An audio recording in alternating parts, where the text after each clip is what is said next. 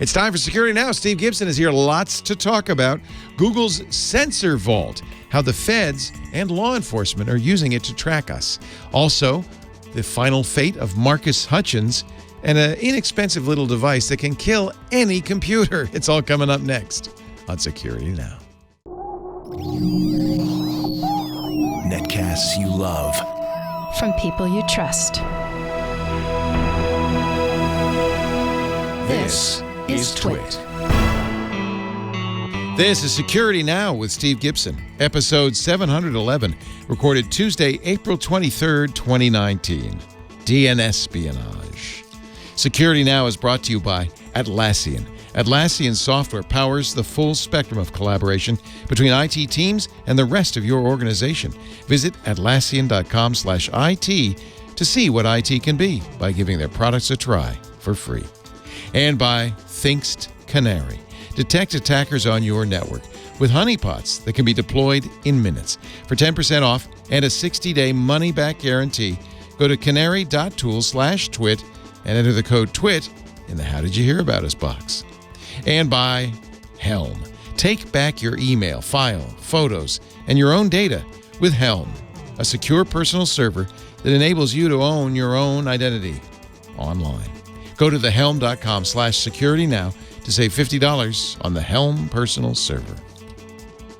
It's time for Security Now, the show where we protect you and your loved ones and your privacy, and we teach you about computers. And here's the guy who does it all, Mr. Steve Gibson of GRC. And I'm giving the Vulcan salute with my right hand today, which feels a little awkward, but that's because the microphone is blocking my left hand what's access. Interesting about you is you are ambidextrous. I can only do the Vulcan salute with my right hand.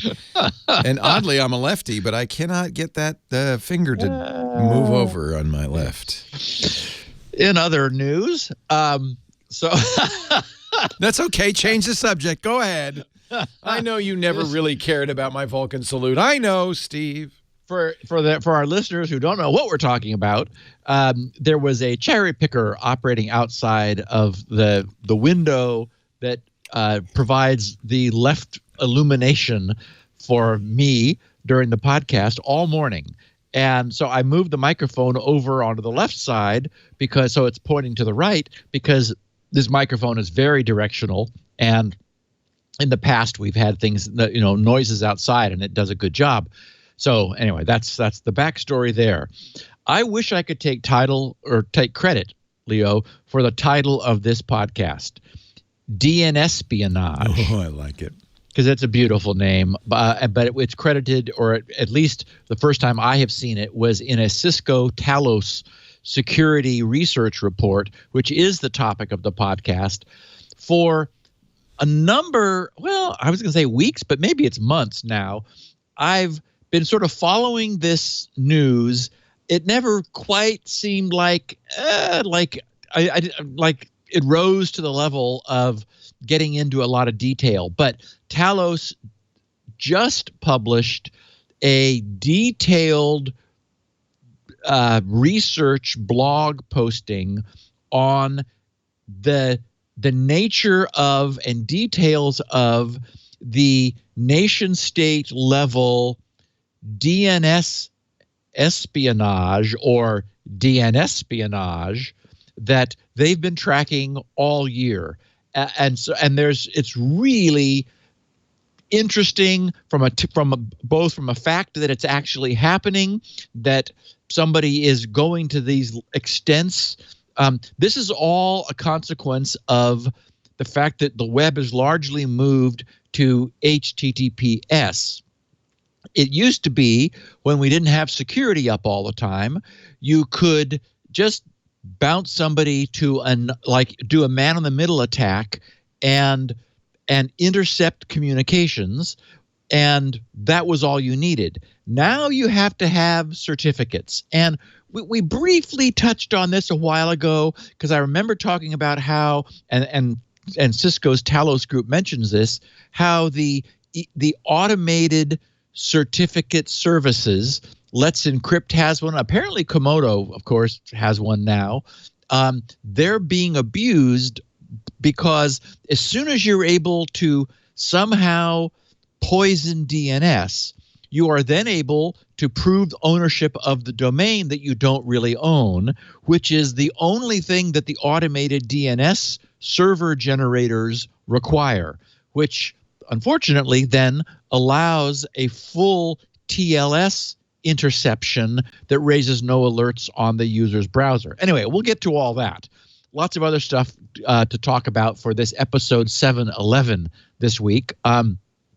We have Google's use of their SensorVault is the name they have for this thing, which is their vault of all tracking information for all of their properties of all of their users on Android and iOS. So it must be a big vault, and they use it to assist law enforcement, and that's a little creepy, in as much as, you know, like we're always being tracked all the time. We know that now. We know that disabling location tracking services for Google, like on Google Maps or whatever, doesn't actually do that, doesn't do what the user expects. You have to go to much greater lengths in order to actually turn that off. We've covered that in the past.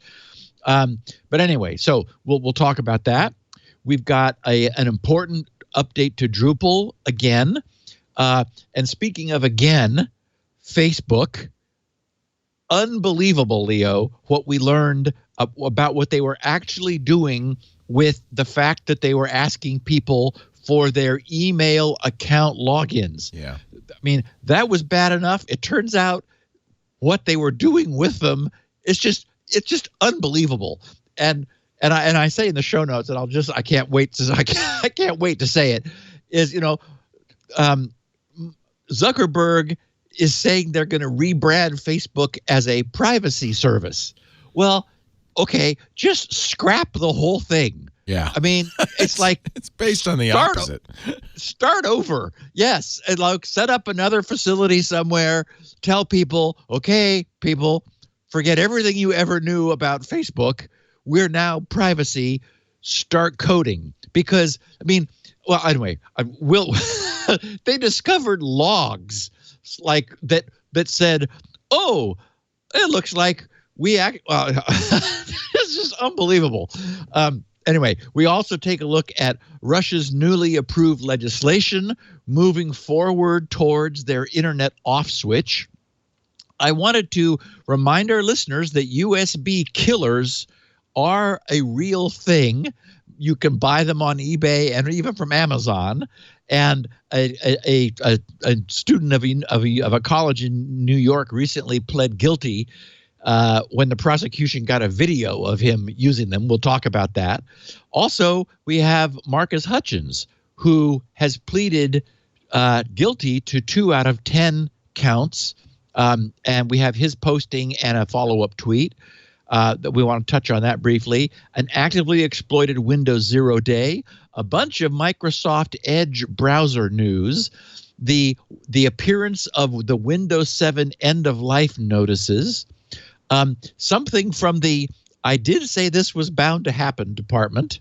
That we have some miscellaneous news, and then we're going to get to examining this Cisco Talos group research that they titled DNSpionage. So lots of stuff for today, and oh boy, a real one of a kind picture of the week for the podcast. But fitting along with many previous pictures of the week. It's a good one. Ah, yes. Yeah. Our show today brought to you by Atlassian, and we want to speak to IT departments today because Atlassian, I think Jira, they're the heart of Atlassian's tools, and they have many, is often thought of as a tool for programmers. Far from it. It's really a tool for anybody who needs to get work done and keep track of how it's getting done, especially IT departments. A pat on the back to IT departments. These days, every enterprise is IT heavy, especially as we move toward the cloud. IT is at the center of it all. And Atlassian is a collaboration software company that empowers IT teams around the world. Staying competitive in an increasingly cloud-based world requires IT teams to plan and execute faster than ever. And, of course, applications today, they're more complex than ever. Incidents are, tougher to solve. They require open, agile, and smart coordination between ops and software development teams. The expectations are high. The stakes are high. It's all on your shoulders. It's IT that's at the center. Falling short inside business-critical workflows is not an option. Enter Atlassian. That's the company behind Jira, whose software tools are designed to manage complex collaboration. Now, Jira we use for keeping track of, not for programming, although I have used it that way. It's the centerpiece of agile programming and the agile methodology. But it's great just for keeping track of what people are doing, what they're working on, what our IT team's projects are, who's in charge, what stage it's at. And no matter what you're using Jira for, there's nothing more satisfying than sliding that column over into the completed section. Oh, I love that feeling. That is just a good feeling. The other reason we love Jira and all of the Atlassian tools is they're all kind of integrated. So you don't have to leap around from platform to platform. So, for instance, when we were working on stuff with Jira, we document it in Confluence. It's another great Atlassian tool, and it makes it very easy to do so. And for me, really, in a way, I almost feel like what Atlassian does best. Well, they're about collaborating, right? But what they also do very well is communicating. And when you're on this team and you're getting the job done, it's also very important that you let others know what you did. You communicate with other stakeholders like the boss, like your customers, and Atlassian enables all of that. Confluence, agile development with or projects with Jira. There's, of course, Bitbucket for if you have a code database. If you're doing ops stuff, there's Ops Genie. And Status Page, that helps teams better detect incidents and coordinate response efforts. And, of course, again, keep customers and stakeholders up to date. Your teams can, always with Atlassian, can choose the tools that's right for your current framework, but then trusting that as you grow, they will grow with you. And they have so many great tools. And they all integrate seamlessly with Jira and Confluence. So your team can just stay in one platform and get everything done, get all the communications done. It really is a good thing. We love it. We are proud to say we're an Atlassian house.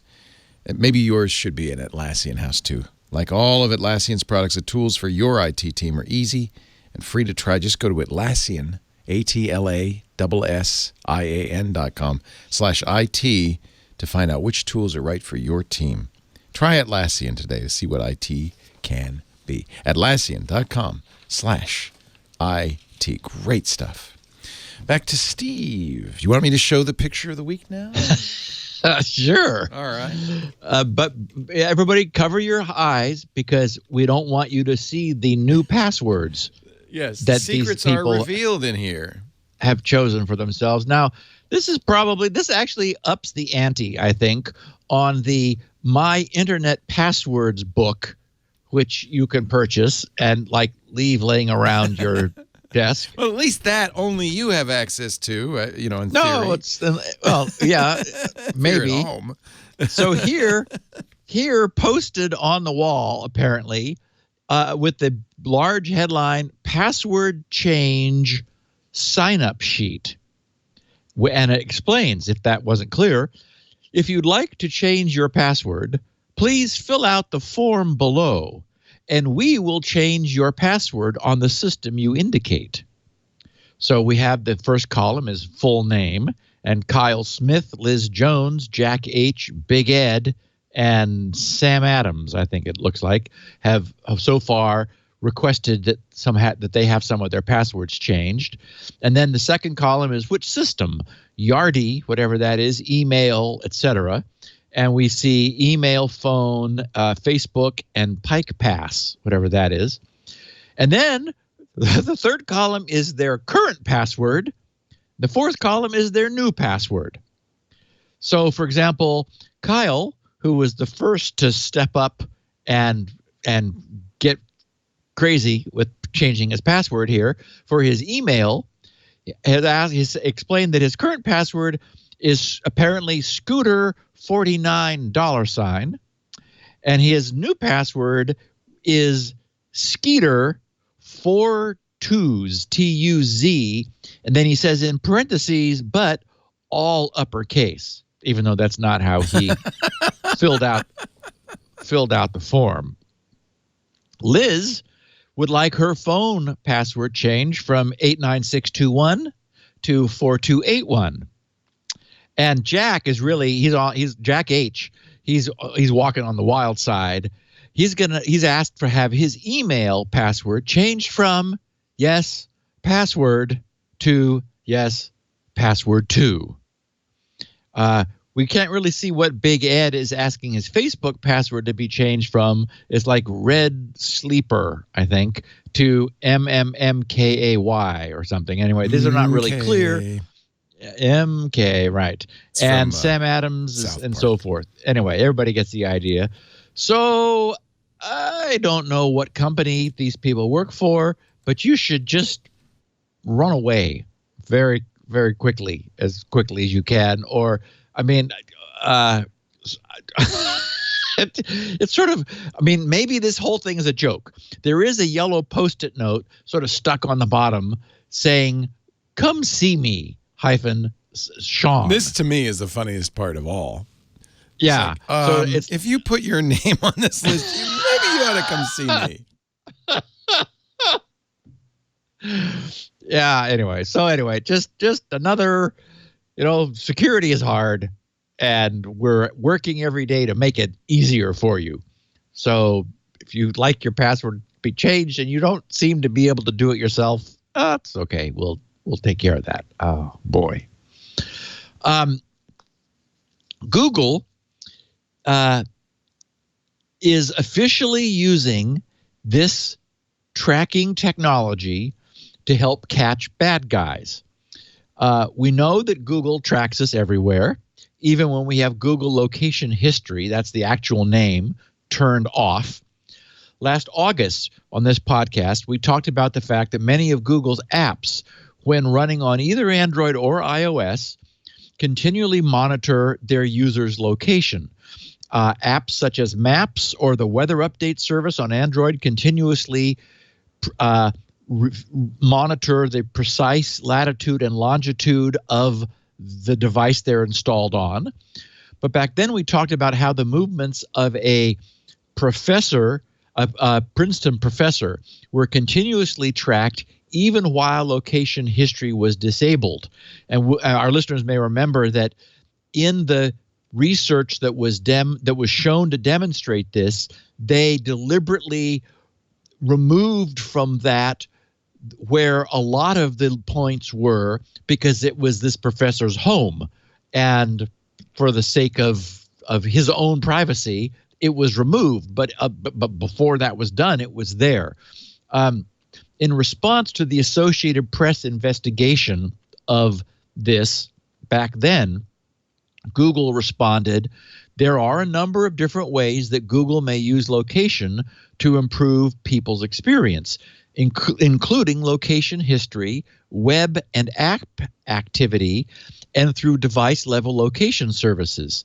They said, "We provide clear descriptions of these tools and robust controls so people can turn them on or off and delete their histories at any time." But at the time, Jonathan Mayer at Princeton said that it was his feeling that if there was something called location history that was there and obvious, that turning it off ought to be all that was required, not that users be expected to dig into the settings of every different Google application which is doing this in order to figure out how to turn it off on that app. And so it's actually quite involved to do so, as we talked about at the time. Google explains that it uses location tracking features to improve its users' experience, like personalized maps, recommendations based on places you visited, help finding your phone, real-time traffic updates about your commute, and delivering more useful ads. So like ads relevant to where you are. In fact, since then we've talked about how it's a little unnerving if you're in the emergency room in your local treatment center, that you're getting ads from so-called ambulance chasers suggesting that you call them if you need some representation about the accident you've just suffered. So, I mean, this happens to people. So an interesting feature of this, which has recently been receiving more attention, I ran across a number of references to it when looking for things to update our listeners about in the past week, is that Google may also share its users' location data with federal authorities who are conducting criminal investigations when Google is asked to do so with a warrant, so with a search warrant. And for what it's worth, the system works the way we would have designed it, you and I, Leo, if someone had asked us. So law enforcement first needs to obtain a so-called geofence warrant. And the news for me is that there is such a thing. You can get a geofencing warrant now. I know. I was very disappointed to hear that this was even legal. I know. Authorities then reach out to Google armed with that warrant. Oh, and I'm sure you know, Leo, also, that it has mistakenly jailed people. So it's not like it's foolproof. Again, it comes down to people.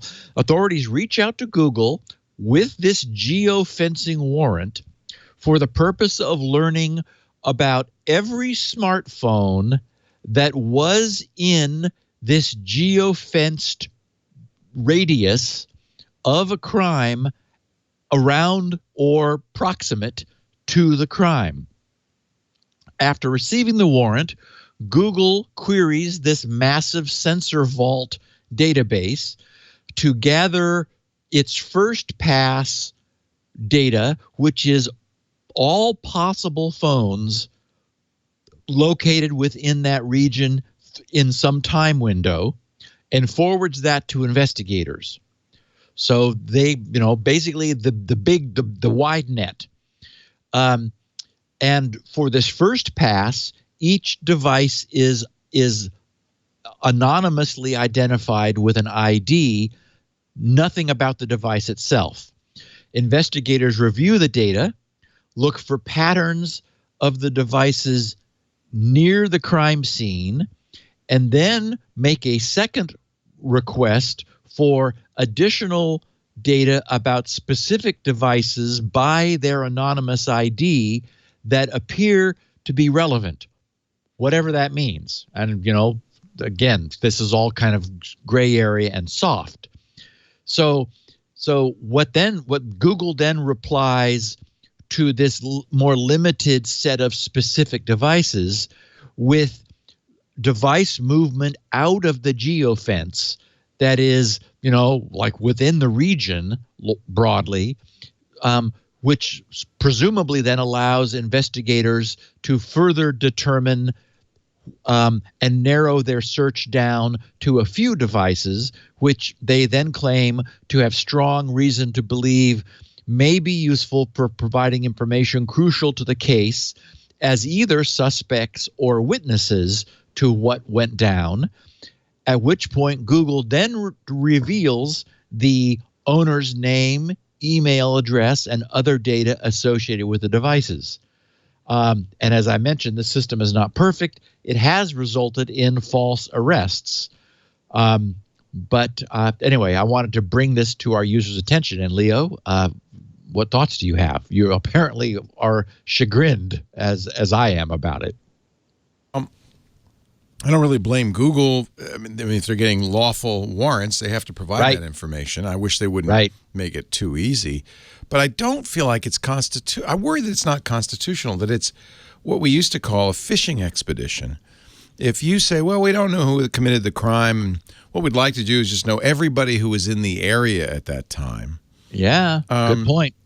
That's the very opposite of a specific warrant, which in the past I thought had always been required. I'm no lawyer, so I'd love to hear the legal opinion on this. But in the past, I always thought you had to have a specific, not only a specific person in mind, but a specific thing you're looking for on that person, instead of just saying, well, we just want to know everything that happened around there. Now, some people have likened it to video cameras. So if you have a video camera in a 7-Eleven, of course, the police could look at the video camera and see everybody who was in the 7-Eleven prior to the robbery or whatever.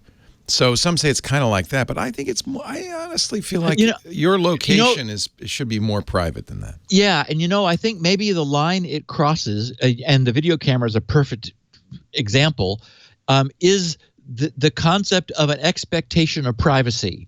We know that there's a formal concept of an expectation of privacy, and maybe it's time for us to lose that if we have a smartphone in our pants. But wow, by virtue of having a smartphone doesn't mean you're in public. Right. You could not be in public. You could be in the house across the street, but the smartphone still pinpoints you. Yes, and certainly you're able to look up and wave to the camera at the 7-Eleven store. So it's there. It's typically exposed, and it also serves as a deterrent. The 7-Eleven owners certainly know that you seeing this camera. The reason we know these things serve as deterrents is many of them are fakes. All they have is an LED, lighting up a little red light, and people are like, "Ooh, I better not do anything bad here." So they are proven deterrents. So that suggests that the presence of cameras removes any expectation of privacy. And so again, I also am not an attorney, but you just don't think that having a phone in your pocket automatically means that law enforcement could retrospectively at any time in the future, determine that you were walking through a certain area or driving past something or who knows what. So it has been successfully used to solve crimes where there were no witnesses. As I mentioned, there was an innocent guy who was jailed for a week because he was like he was the only person based on this data that law enforcement believed could have done it, even though it was innocent. And it wasn't until they actually found the bad guy a week later that they said, "Oh, our bad. Sorry about that." So. And again, those things happen even without this technology. But anyway, I wanted our listeners, I thought this was interesting and important for our podcast listeners to know is going on, that there is something called, formerly SensorVault, formerly called SensorVault at Google, and under subpoena, or under search warrant rather, they will provide successive iterative levels of detail in order to aid investigations. So, really, it's inconvenient to turn your phone off, but that's what people have to do now if you want to move around without if you're smart and you're going to commit a crime and you turn off your phone, then this technique isn't going to work at all. It's only going to bring in innocent people. Right. Or witnesses. I was thinking the same thing about turning the phone off. And so it would allow the police to go find. But think about that. Police knock on your door and say, "Hi there. On such and such and such and such, you were in the area of, and we don't think you committed the crime, but we want to know what you saw." That would be a little unnerving to be preemptively asked by law enforcement, and bad things happen. So anyway, it's a little worrisome. Speaking of a little worrisome, this is only moderately critical. It is time to update Drupal again. Later, toward the end of the podcast, there's a reference to Drupalgeddon, which was the serious vulnerability which the Drupal content management system suffered that caused lots of upset. A year ago, we had on April 18th a moderately critical cross-site scripting problem. That was on April 18th. On April 25th, a year ago, was a highly critical remote code execution flaw, which affected third-party that was caused by third-party libraries that Drupal was hosting.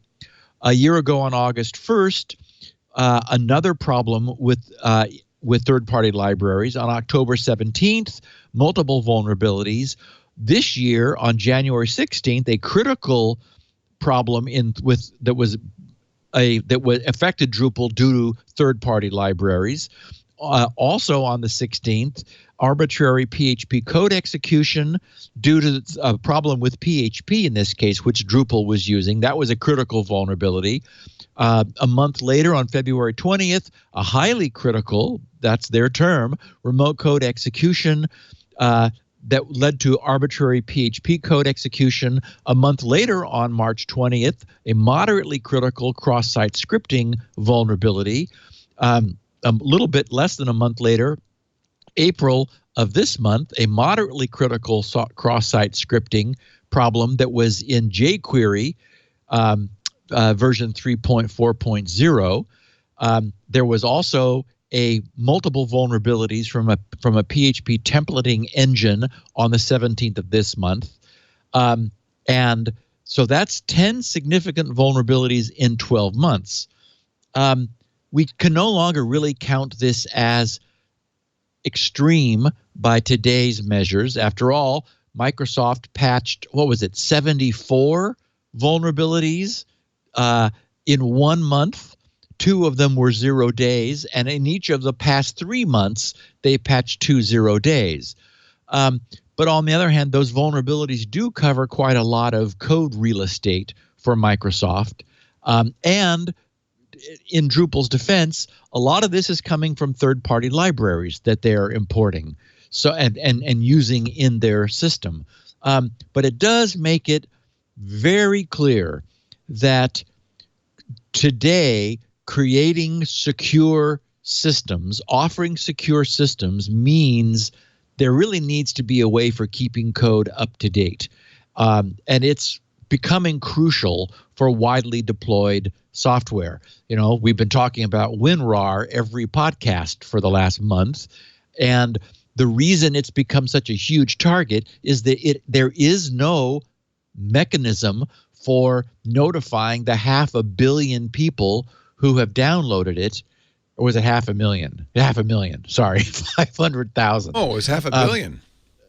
500 million. Yes. 500 million. Right, yeah, right. Remember, there's a 500 lot of million. Windows users out there. Yes, yeah, and a lot of time has gone by while people have been doing this. Anyway, so the fact that it's going to stay available and for some period of time makes it a big target. So for example, you know, I have prototyped, and I'll be talking about a little bit, my own real-time updating system. I first implemented it in the DNS benchmark that allowed it to check for whether new versions were available. And of course, in the Squirrel client, since it's very likely that someone's going to find something I've messed up, I've had an auto update facility built in from the beginning, which actually is causing us a little trouble at the moment, but we'll get past that. So it really feels to me as though what we are coming to is a clear need for anything which is like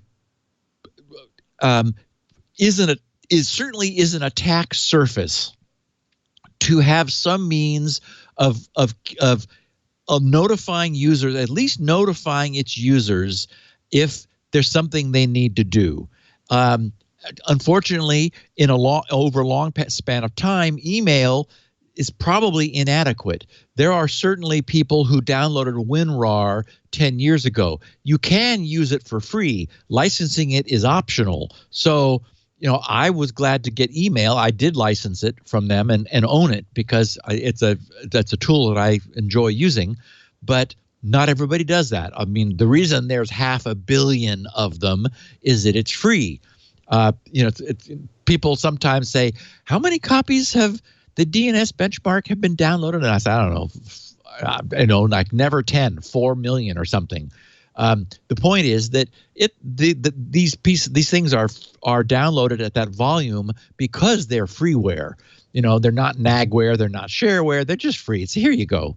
And if I were to attempt to charge something for it, it would be an annoyance more than anything else for everybody. So it just makes sense for them to be free. But the problem is, in the case of WinRAR, it has, as we know, completely out of the blue, created a serious vulnerability, which is hurting people. So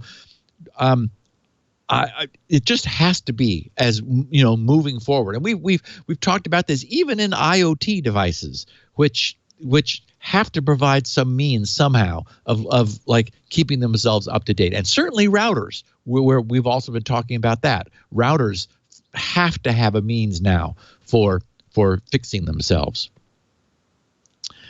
And Leo, I can't believe, 2 weeks ago when you were on the beach somewhere, Jason and I talked about Facebook and the unbelievable fact that apparently this, I've done a little more digging, since May of 2016, they were in some instances asking people for their email password. It's like I couldn't believe it when this news surfaced a couple of weeks ago. Their password. So as we know, if a reputable, security-oriented, privacy-minded entity wants to confirm that you are in control of an email address, they send a message to that email account with a link. Everybody does this. This is normal. How hard is that? Yeah. Like what is well, Leo, there's another shoe that has dropped. Believe it or not, they were actually Facebook. Facebook was logging into those email accounts not only to confirm that they could, but to download and store all of that user's contact information without their permission.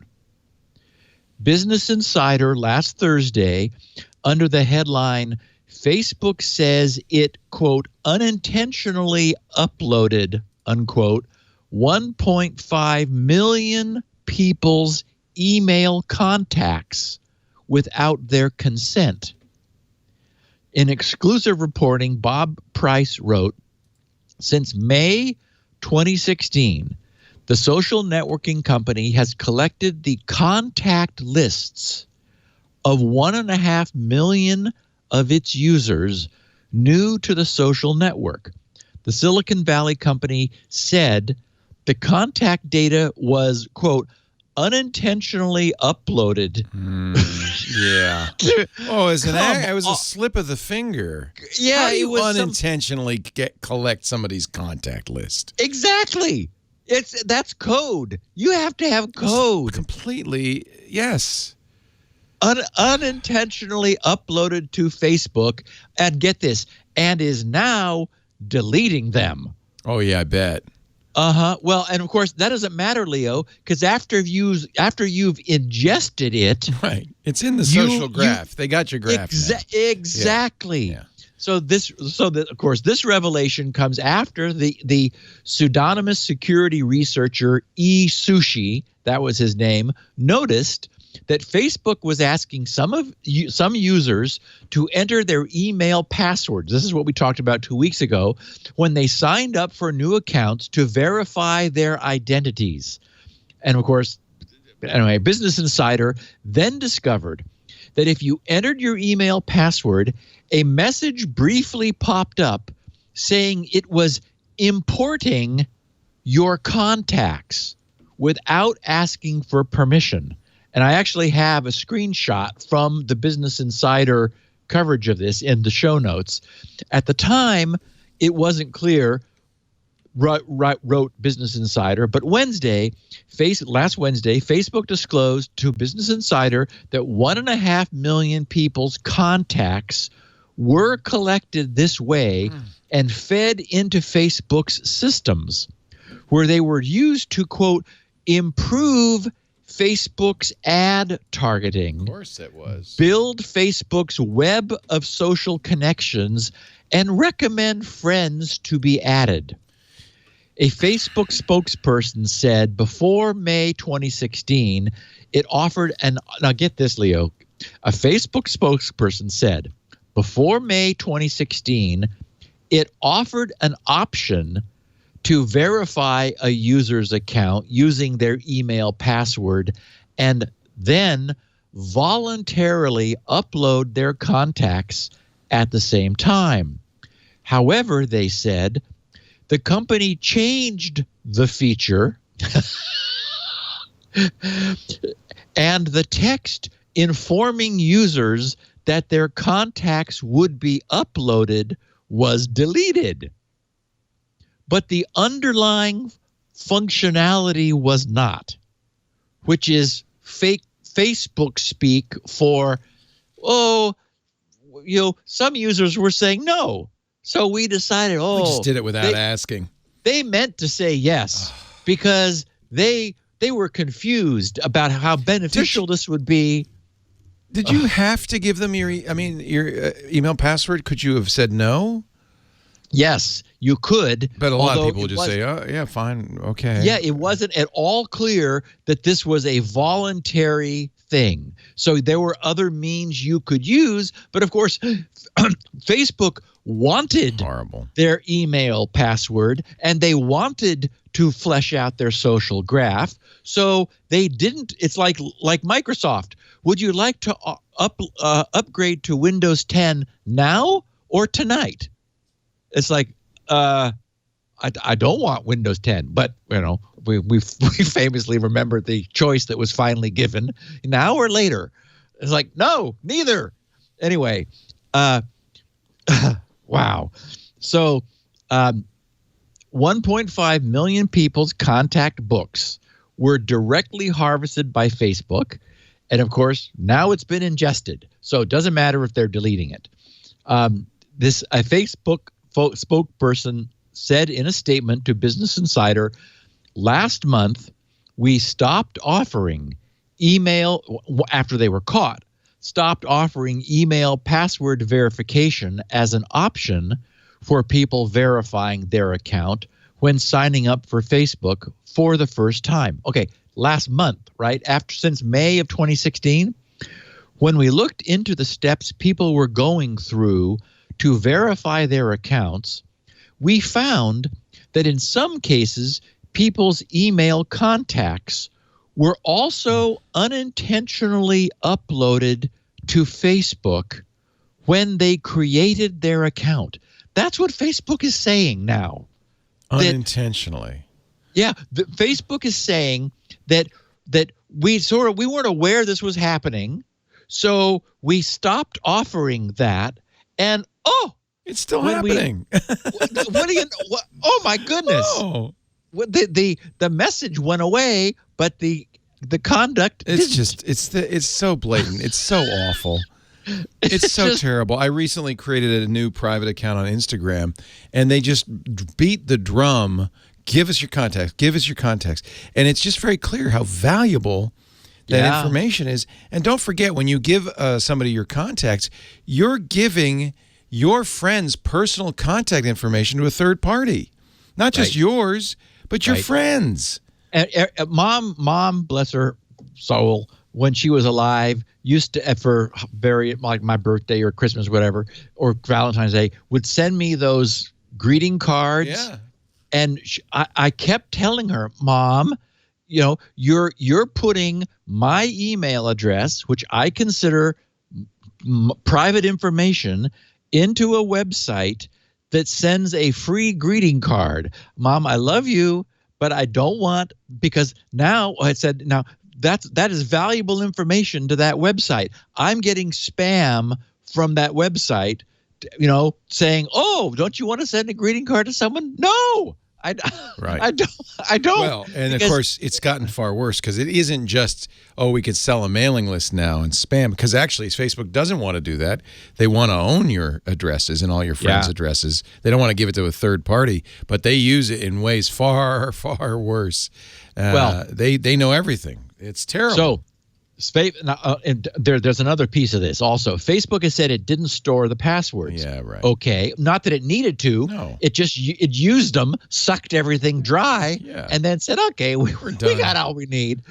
Okay, so, but in yet another Facebook privacy blunder, which came to light recently, like last month, the company confirmed that it improperly stored hundreds of millions of user passwords in plain text rather than as hashes. Yeah. At the time, just doesn't Facebook end. said that this plain text password storage error affected hundreds of millions of Facebook Lite users, tens of millions of other Facebook users, and tens of thousands of Instagram users. That Facebook disclosure was just updated last Thursday to say that the number of affected Instagram accounts was much higher. Thursday's update said, and get this language, quote, "Since this post was published, we discovered," now that's actually the word they use, "we discovered additional logs of Instagram passwords being stored in a readable format. We now estimate that this issue impacted millions of Instagram users. We will be notifying these users as we did the others. Our investigation has determined that these stored passwords were not internally abused or improperly accessed." Okay, now, how could they possibly make such an assertion after having, quote, "discovered additional logs of Instagram passwords being stored in readable format"? It's very clearly a total and utter unorganized disaster over there. As I said, if Zuckerberg wants to try to rebrand this as a privacy service, he just needs to scrap it. Just No, really. he needs, I mean, truthfully, I don't trust anybody over there You're anymore. discovering logs of plain text passwords. So, like, is there no management of any privacy information? It's just amazing. And again, I if you really wanted to give them the benefit of the doubt, you would say that it's a bunch of young Turks with freshly minted computer science degrees and an environment of let's try stuff and see what sticks. Wow. It's, at this point, I can't even be outraged anymore. It's just no. It's just they're obviously malefactors. They're not. You can't excuse this any longer. It's too bad.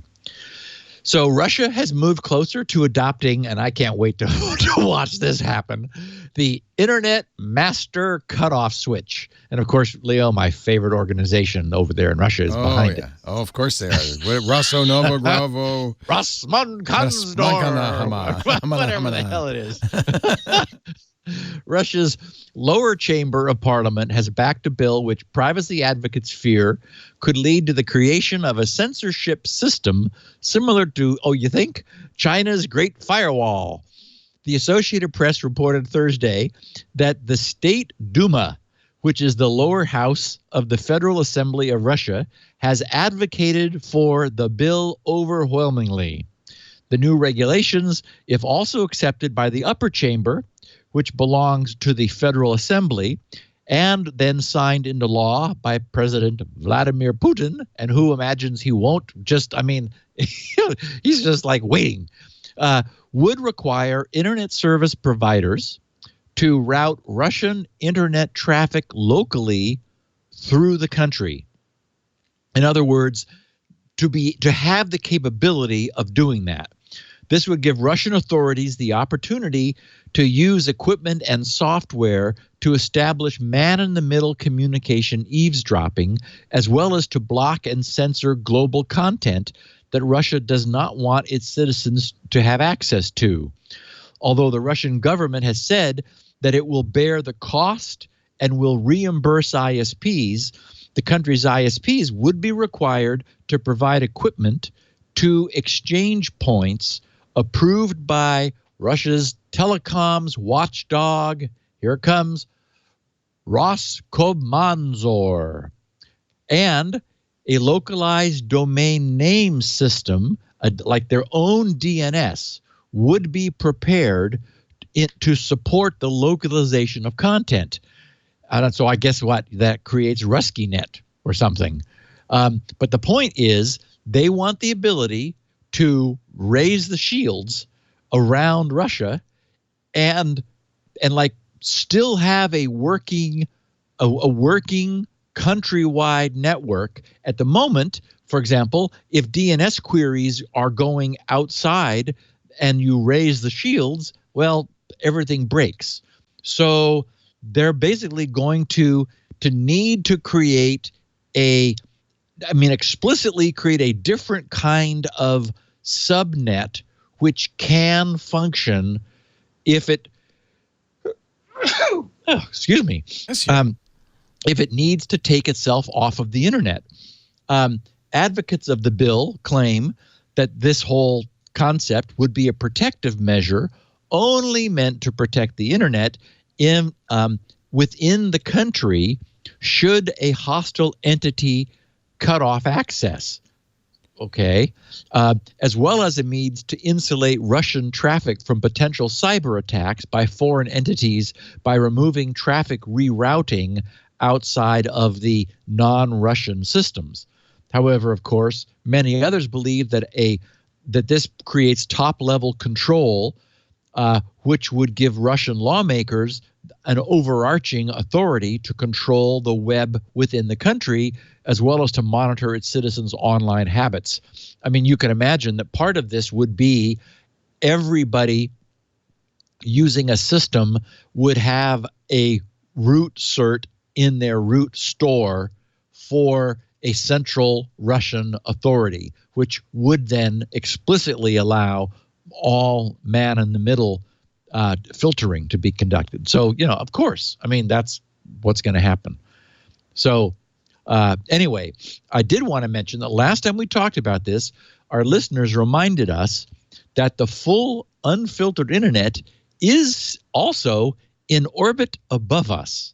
So, in fact, we are not strictly limited to what landlines or short-range Wi-Fi is able to carry. There are satellites up there, and the internet is in the sky. So, although it would certainly be an effective deterrent for most internet connectivity, people who still really wanted to get unfiltered probably could. And Leo? I want to take a break. I'm going to take a break. I'm going to have some coffee, and then we're going to remind our listeners that having your computer killed by a USB thumb drive I know where you're going with this one. is a real thing. It's a real thing. This is also a real thing. That is my Canary, ladies and gentlemen. I love this device. We started this show practically in the very beginning talking about honeypots. Honeypots are still a really great technique for detecting intruders on your network. A honeypot is something that looks valuable, but is in fact going to phone home the minute anybody touches it. The Canary is a simple little appliance you can put anywhere on your network that will keep an eye on your network and let you know with a simple, not too many alerts, just a simple alert saying, here's what's going on.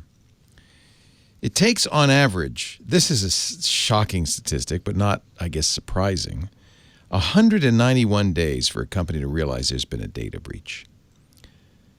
That means attackers are wandering your network for as long as 6 months, able to access all sorts of resources, to dig in, get more information. Companies spend millions of dollars on IT security, but still they don't know these guys are in there.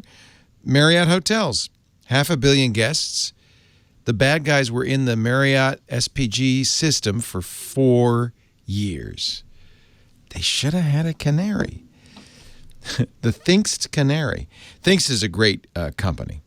Thinkst, they've been in the security game for nearly 20 years. They've trained companies and militaries, even governments, on how to break into networks. They understand how this works, and they've used that experience to build the Canaries. You sprinkle a few of these little boxes on your network. You'll get a single high-quality alert when it matters. Thinkst has made honeypots easy to deploy. There's zero administration overhead. They just sit there quietly. But if anybody should touch them, and I don't mean physically, but, well, actually, if you disconnected this from the network, I'd get an alert. If my Canary right now is pretending to be a Synology NAS with payroll information and Social Security numbers on it, I've set it up as a Christmas tree, which means that all of the ports are open, but you can, do what you want. You have complete control over it. A Canary can be a switch, a NAS. It could be a Windows server. It could be a Windows system. It could be anything you want. They don't look vulnerable on your network. They look valuable. You can even put fake files on them or roll them in Active Directory. Bad guy says, oh, look what's here. This is such a great idea. You can make it a Linux box. You could even make it one of those SCADA systems, right? A dumb embedded system. That's a great place for attackers to get in. Well, not if you've got a Canary. And it's very well priced. You don't pay an huge upfront cost. They're really appliances, and they're licensed annually. And if something goes wrong with any one of your Canaries, they just send you a new one. The pricing easily allows you to try a few and then scale up as you want. Some small shops have just a couple of Canaries. Large banks, I won't name names, have hundreds of them. They're deployed all over the world, literally all 7 continents. Some of the biggest names in Silicon Valley run them and love them. You will too. In fact, you can go to their love page, canary.tools/love, and see all the tweets from all the CISOs and all the experts in security who are saying, gotta get these. Gotta get these. Don't end up on this year's list of top 10 data breaches. Go to canary.tools/twit. To give you an idea, I mean, as I said, you can buy any number you want, but for $7,500, you'll get 5 Canaries. That includes a hosted console, upgrade, support, maintenance, a full year. And if you use the offer code TWIT in the How Did You Hear About Us box, you'll get 10% off for life. So that's a big savings. We know you're going to love your Thinkst Canary. If you're not happy, you just return your Canaries within their 2-month money-back guarantee for a full refund. 2 months is a long time, so there's absolutely no risk. Canary.tools/twit. Enter the code TWIT in the How Did You Hear About Us box. Canary's amazing. This thing is amazing. When I get alerts, I know there's something to pay attention to. And most of the time, it's just quietly sitting there, keeping an eye out for the bad guys. Canary.tools/twit. Use our offer code TWIT. Let them know you heard it here. We thank them for their support, and thank you for supporting us by using that offer code. Steve, are you fully caffeinated now? I am recaffeinated and raring to go. Fire away. So, ZDNet carried the story of a 27-year-old Indian national who graduated 2 years ago with an MBA from the College of St. Rose in New York. He was just charged, he just changed his plea from not guilty to guilty. And it occurred to me that the change in plea may have had something to do with the videos that he made of himself killing the college's computers, which the prosecutors got their hands on. The incident took place on February 14th. According to court documents obtained by ZDNet, he recorded himself videoing himself while destroying some of the computers. On these videos, he was seen to say, "I'm going to kill this guy. It's dead, and it's gone." Boom. This guy destroyed 59 computers, but also 7 computer monitors and computer-enhanced podiums that had open USB slots. ZD wrote, they said he did it using USB Killer, a weaponized thumb drive that he purchased from a well-known online store that sells these types of devices. And my guess is that was probably eBay, although Amazon has them. Hack 5 too. He sells a lot of hacking stuff. Yeah. Yeah. So as we know, we've talked about these in the past, but I just kind of wanted to, we haven't talked about them for a while, just to note that they are real. I have a picture of one at the top of the story in the show notes, just sort of showing what one looks like. But if you go to eBay and put USB killer, China is happy to sell you one for about $40. I wonder if that's what the Chinese spy had on her possession when she broke into Mar-a-Lago. No, well, and the Secret Service agent stuck it into his computer to see what was on it. And was shocked, I tell you, to see it launch some software. Yes. What a surprise. What a shock. Yeah, we've never seen this happen before, they said. Literally. All right. Okay, well, that was different because that was malware. Well, who knows what it was? It was installing something, right? What does this do? Well, this charges internal capacitors up to 200 volts. It actually fries it. And then blasts the USB port with 200 volts, and that goes right into the central chipset of the motherboard and kills the motherboard. Oh, it's a computer killer. It's a computer killer. Oh. Yes. Would that little USB condom you sent me, would that save me? No, I don't think so. It would blast right through that because the USB condom, it allows power to go through, but it doesn't it doesn't allow the data to go through. So what this thing does is it's a little inverter. You plug it in and it goes very much like in the old days. Remember when your flash had to recharge? It would go. Yeah. So that was the xenon strobe in the flash needed a high voltage in order to create a plasma in the gas. So it would take the batteries and run a little inverter to charge up the flash's capacitors, and then on cue, it would dump that high voltage into the xenon tube and create a flash. This is similar. It charges high voltage capacitors in the thumb drive up to 200 volts and then lets it loose into the USB port, certainly killing the port and almost always killing the entire computer, because now most of the chipsets directly drive the USB ports themselves. So I mean, this is just malicious. This is not a hacking malice. Tool. It's just being mean. Pure malice. I love it that they brand it USB killer. Yeah, and you can see it says HV plus and minus, and it also shows DC-200V. So it is a little 200 volt power supply that discharges itself back into the port that gave it the 5 volts in the beginning. It only takes a few seconds, and it will kill anything it's plugged into.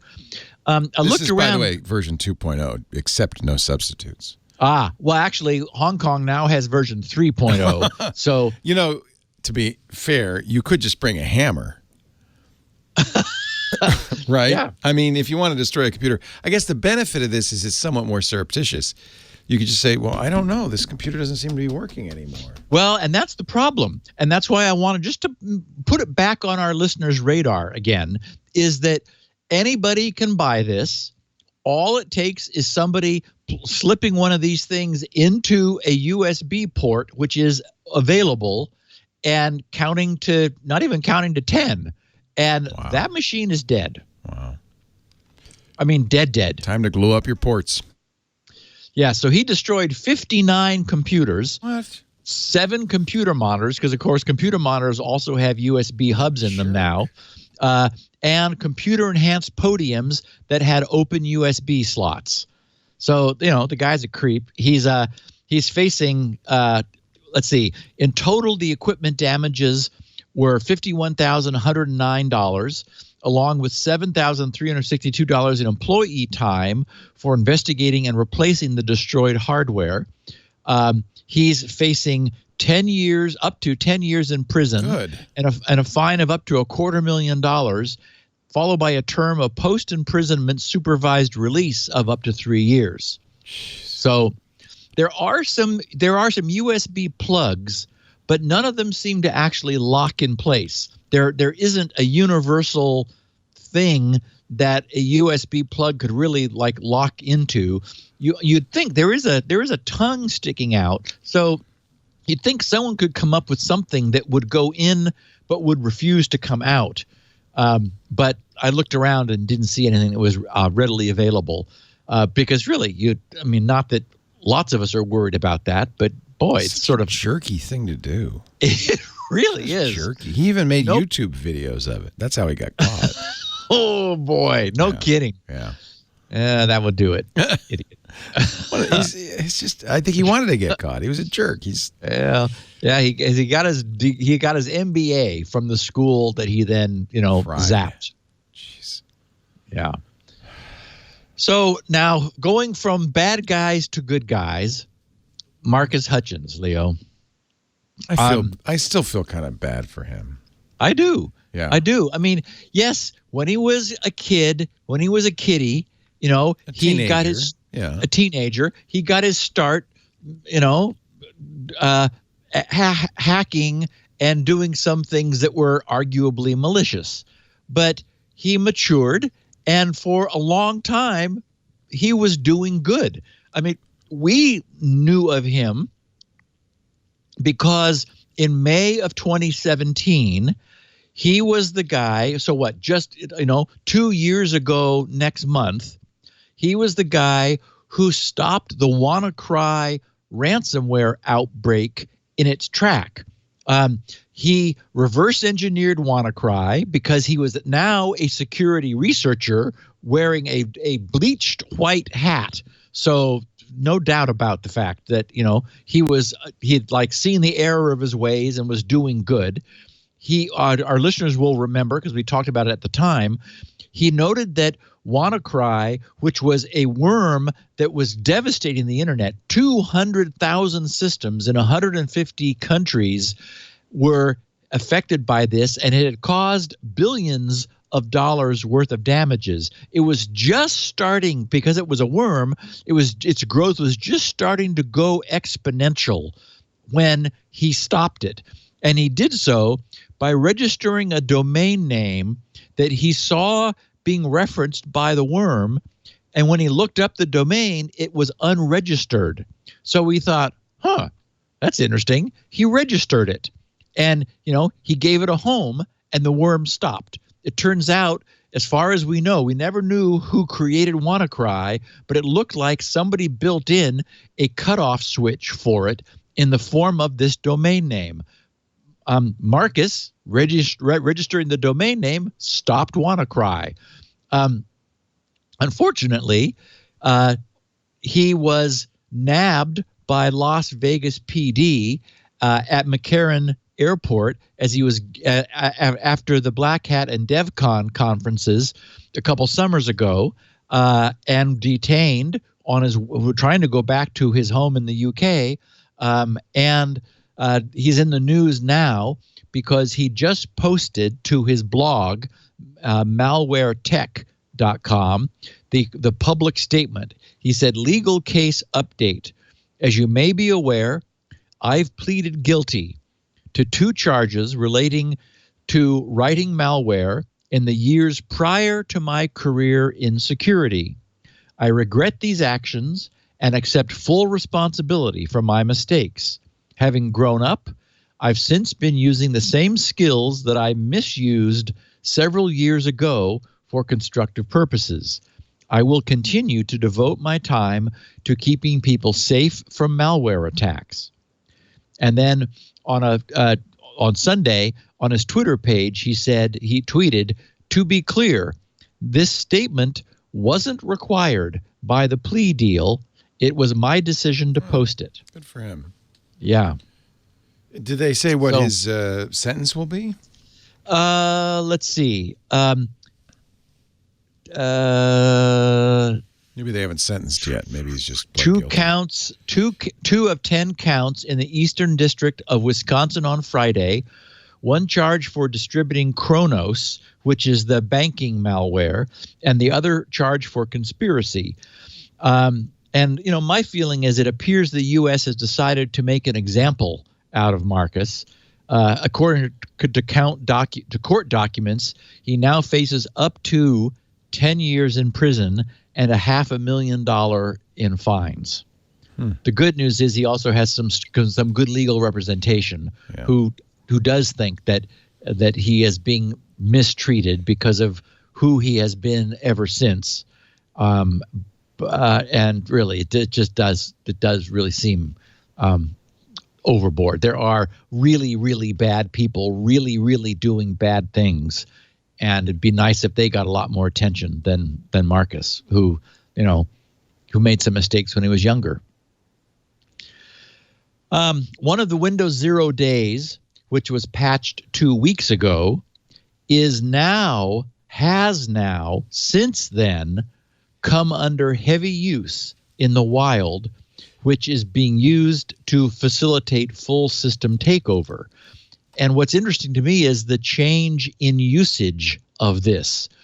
We're learning more about one of those 2 zero-day flaws Microsoft patched 2 weeks ago, since it's now in active use in advanced persistent threat campaigns. As we noted last week, it was discovered by 2 researchers at Kaspersky's lab on St. Patrick's Day of this year, when they found it being used against one of their customers who is under their protection. It's a use after free bug in the Windows kernel win32k.sys module. The flaw allows a local privilege escalation, and it's being used in advanced persistent threat campaigns targeting 64-bit versions of Windows from 7 up through older builds of Windows 10. The attackers are using the bug to establish persistent backdoors in targeted machines, gaining the ability to run arbitrary code in kernel mode. An attacker can then install programs, view and change, delete data, create new accounts under full user rights, and Microsoft has admitted that that's what this allows. What's most likely in this instance is not that the fix was reverse engineered, as is often done to discover previously unknown bugs once they've been patched, but rather that those who were previously deploying this potent flaw in very limited and only in highly targeted attacks now know that its useful lifetime, now that it's been patched, is extremely limited. So prior restraint has been discarded, that is, restraint in the use of this. It was valuable when it was a 0 day. Now, not so much. So they are racing to exploit it into what is, I'm sure, a rapidly dwindling base of still vulnerable machines, any which have not yet been patched from 2 weeks ago on April's Patch Tuesday. So that's yet another sort of interesting dynamic in the way the world is evolving. We're seeing flaws that come to light that are not known by anyone suddenly being exploited after their patches are reverse engineered. Here, we're seeing one that was known to a few people, at least one, that had been exploited with a profile of very selective targeting, suddenly being released for much wider targeting, almost certainly not because it was reverse engineered, but because the people who were using it selectively thought, oh crap, the jig's almost up with this. Let's get as much use out of it as we can before it won't work anymore. So, wow, another interesting dynamic. Some interesting edge news. And I was very impressed with Lawrence Abrams' coverage of this over at Bleeping Computer. I have the link to his coverage in the show notes. He walks us through a chain of events that could cause Edge to inadvertently be run with admin privileges. What he noted is that so we know that we've got a forthcoming version of Edge, which is available currently. Although it doesn't explicitly say that Windows 7 users can download it, it works under Windows 7. And it does explicitly say that it will eventually be formally released for 7, which is neat. It's, as we know, based on the Chromium engine. And the first thing Microsoft did was strip out all of the Googleization that had been done to Chromium. And now they're Windowizing it, or Microsoftizing it by building their own stuff back in. One of the things they've just added is a notice if Edge is launched with admin privileges. A pop-up comes up saying administrator mode detected, and then it says close Microsoft Edge and relaunch in non-administrative mode for best performance. Well, it's really not best performance. It's best security. So Lawrence takes us through a scenario where to edit the hosts file, it would be necessary to run Notepad as an admin. Then, when editing the hosts file, you encounter a suspicious entry, and I think in his example, he's at www.malware or malicious.com or something. Yeah. It's like, yikes, So if you then highlighted it and right-clicked on it, there is an opportunity, say, search with Bing, which would launch Edge, and because the children of processes inherit the rights and the account of their parent, Edge would, and since Notepad had been launched with admin rights in order to allow you to edit the hosts file, Edge would then be launched with admin rights.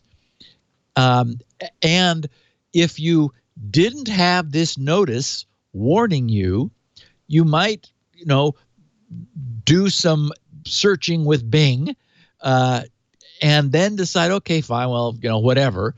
But if you left Edge running, it would keep running with admin rights.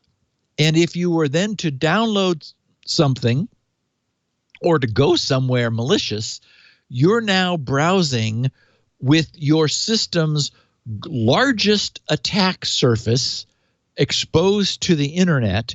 And God help you if you were to download a program and run it, because of course you are able to run things from within the browser, you would be running it with admin privileges, which would remove all constraints over what it would be able to do. So first piece of news is Edge is getting a notice like this. It is the case that someone could be running in admin mode without it occurring to them, and tip of the hat for Bleeping Computer doing such a nice job of covering this little bit of news. Also in Edge news, Microsoft's new Edge, Chromium-based Edge browser, is in the process of gaining the ability to run within Microsoft's very powerful and useful Windows Defender Application Guard sandbox. It can actually run in there now, but a bunch of warning messages, which are very useful to inform the user when something has been blocked, like you can't download files from within there and save them on your system, because that's the whole point. Those messages are not yet present. So it's probably worth waiting for its official release. And of course, I've often lamented the need for a really, really strong, isolated sandbox, really like to the level of a VM for our browsing. This integration of Chromium with Edge, with Windows 10 having Windows 10 latest security features, including allowing Edge to run under Microsoft's application guard, the Windows Defender application guard. I think this is a huge win.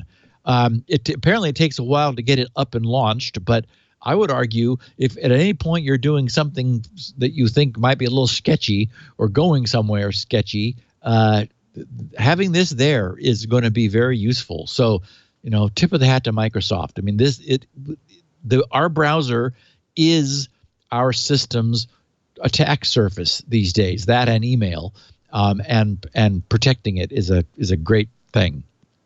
And also, I was a little disturbed to see that while we're on the topic of Edge, it's interesting to note that as the new Chromium Edge reacquires some of the unique capabilities of its Edge HTML-based predecessor. So, of course, to explain that, Microsoft basically, went all the way, developed Edge HTML as their own rendering engine. Then they decided, okay, for whatever reason, we're no longer going to continue supporting it. We're going to switch to Chromium. It's what everyone apparently wants. We get to leverage the open source community and so forth. We'll put on, wrap Edge around the Chromium guts. Well, what that meant was initially all of the previous Edge HTML stuff disappeared, whatever it was that Microsoft liked. So they're now beginning to reincorporate that into the Chromium engine contained by Edge. So Edge will be dynamically changing its user agent string to show different faces to different sites, which, it's not quite a face plant for me, but it's like, this is not the way the internet is supposed to work. But for example, at the moment, when visiting Netflix, HBO Now, HBO Go, Napster, I didn't even know Napster was still a thing, or Sling, Edge will display its Edge persona. That is, to those domains, to those websites, it says we're the old HTML Edge browser. But when visiting Facebook, Messenger, or there's an Australian media streamer, stan.com.au, Edge masquerades as Chrome and shows its Chrome user agent.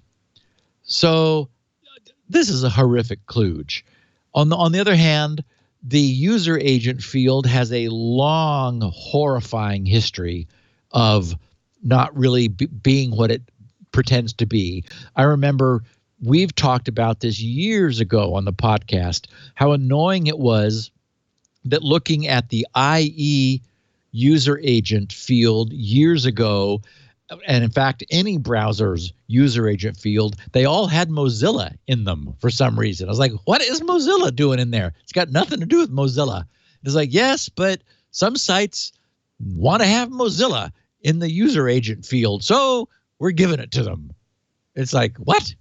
But yeah, if anyone's interested, there's a wonderful blog posting I found, the user agent string history, which details accurately and, as from the viewpoint of someone who's been through all of this, the historical step-by-step from Netscape Navigator on of like what the various browsers did, noting that like at one point Opera gave you a drop-down choice, either radio buttons or a drop-down list box of which user agent you wanted to use for your Opera browser. It's like, oh, Lord, really? But anyway, I don't know where this is going to shake out, whether Microsoft always intends to have a per site choice of browser impersonation in its user agent field. I hope not. I hope this is just some transient thing.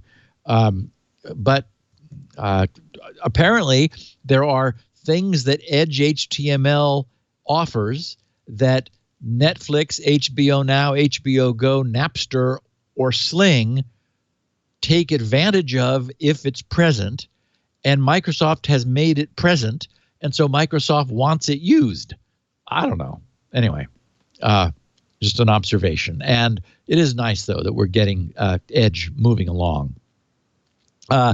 My best friend sent me a text with a photo of his screen saying, "What?" Because he got the after 10 years, support for Windows 7 is nearing the end. We've talked about this forthcoming notice. It hasn't hit me yet. The good news is, in little itty-bitty fine print in the lower left, you're able to say, "Don't tell me anymore." So when everybody gets it, they can just say, "Okay, yeah, I know."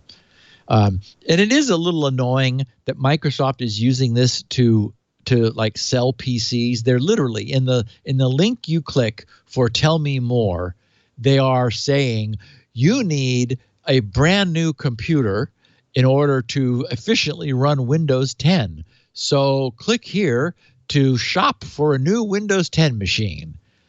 And it's like, wow, okay. So, and finally, well, not finally, well, maybe it is finally. Oh, it is finally in the news department. This is from the "I did say this was bound to happen" department. We just have in the news that Mozilla's Firefox browser will be enabling hyperlink auditing, aka URL ping tracking, by default in a forthcoming release of Firefox. Larry was on the ball again over at Bleeping Computer, and he's been following this. I don't know if he listens to the podcast, but of course URL ping tracking was our topic 2 weeks ago. Quoting from his coverage, Mozilla feels, as I do, that it's a performance improvement. He said, while some users feel this feature is a privacy risk, browser developers feel that trackers are going to track. So you might as well, so they might as well offer a solution that provides trackers gonna track that provides better performance. In a post by Apple, the WebKit developers explain that hyperlink auditing pings are a performance improvement because, unlike other tracking methods, they do not block or delay the navigation to the requested site. That's, of course, my observation from 2 weeks ago. Quoting Apple in Bleeping Computer's coverage, quote, "Just turning off the ping attribute or the beacon API doesn't solve the privacy implications of link-click analytics. Instead, it creates an incentive for websites to adopt tracking techniques that hurt the user experience." We talked about that too. The 302 redirect chain, which is the alternative. In effect, writes Apple, the choice between supporting ping and not is not one of privacy. Rather, it is a choice between a good user experience and a bad one. Larry writes, after reading Apple's post, I, writes Larry, contacted Mozilla to see if they agreed with the views expressed in the WebKit article. Mozilla told Bleeping Computer via an email that they agreed with Apple's views on hyperlink auditing. Furthermore, they stated that the only reason it's not currently enabled by default in Firefox is because their implementation is not ready. Okay, now I find that curious because it can be turned on. If you go to about:options, as I talked about 2 weeks ago, it's there, and you can turn it on if you want. Anyway, Mozilla wrote, quote, "We agree that enabling the hyperlink ping attribute that is commonly used for hyperlink auditing isn't a question of privacy, but a matter of improving the user experience by giving websites a better way to implement hyperlink auditing without the performance downsides of the other existing methods listed in the webkit.org blog post. In fact, we already support the send beacon API, and the reason we don't yet enable the hyperlink ping attribute is that our implementation of this feature isn't yet complete. So I guess they want to do a few more things.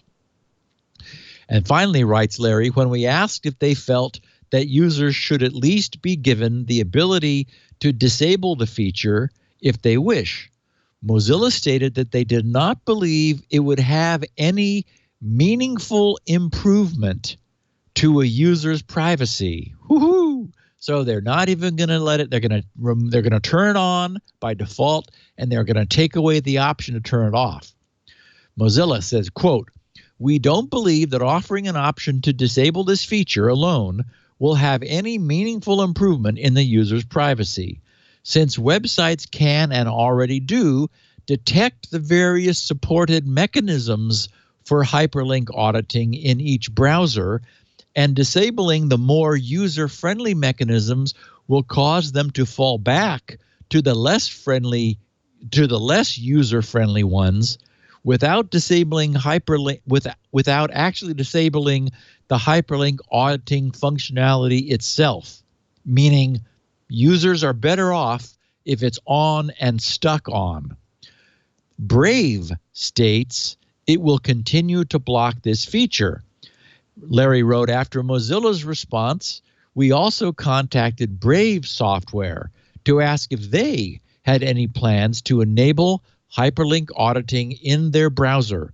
Brave wrote, quote, "Disabling hyperlink auditing is a crucial privacy feature, and Brave has always disabled this by default." That was written by Catherine Core, head of communications at Brave Software. She finished saying, "Brave users expect this protection from our browser." So there. And of course, I know that this is a controversial topic. After what some of our users felt was my own capitulation on this issue, I received a bunch of angry and annoyed feedback through several channels. But it is really, truly, I would argue, almost impossible to actually any longer to actually not be tracked on the internet. It's like you just, good luck with you. You just can't arrange not to be tracked.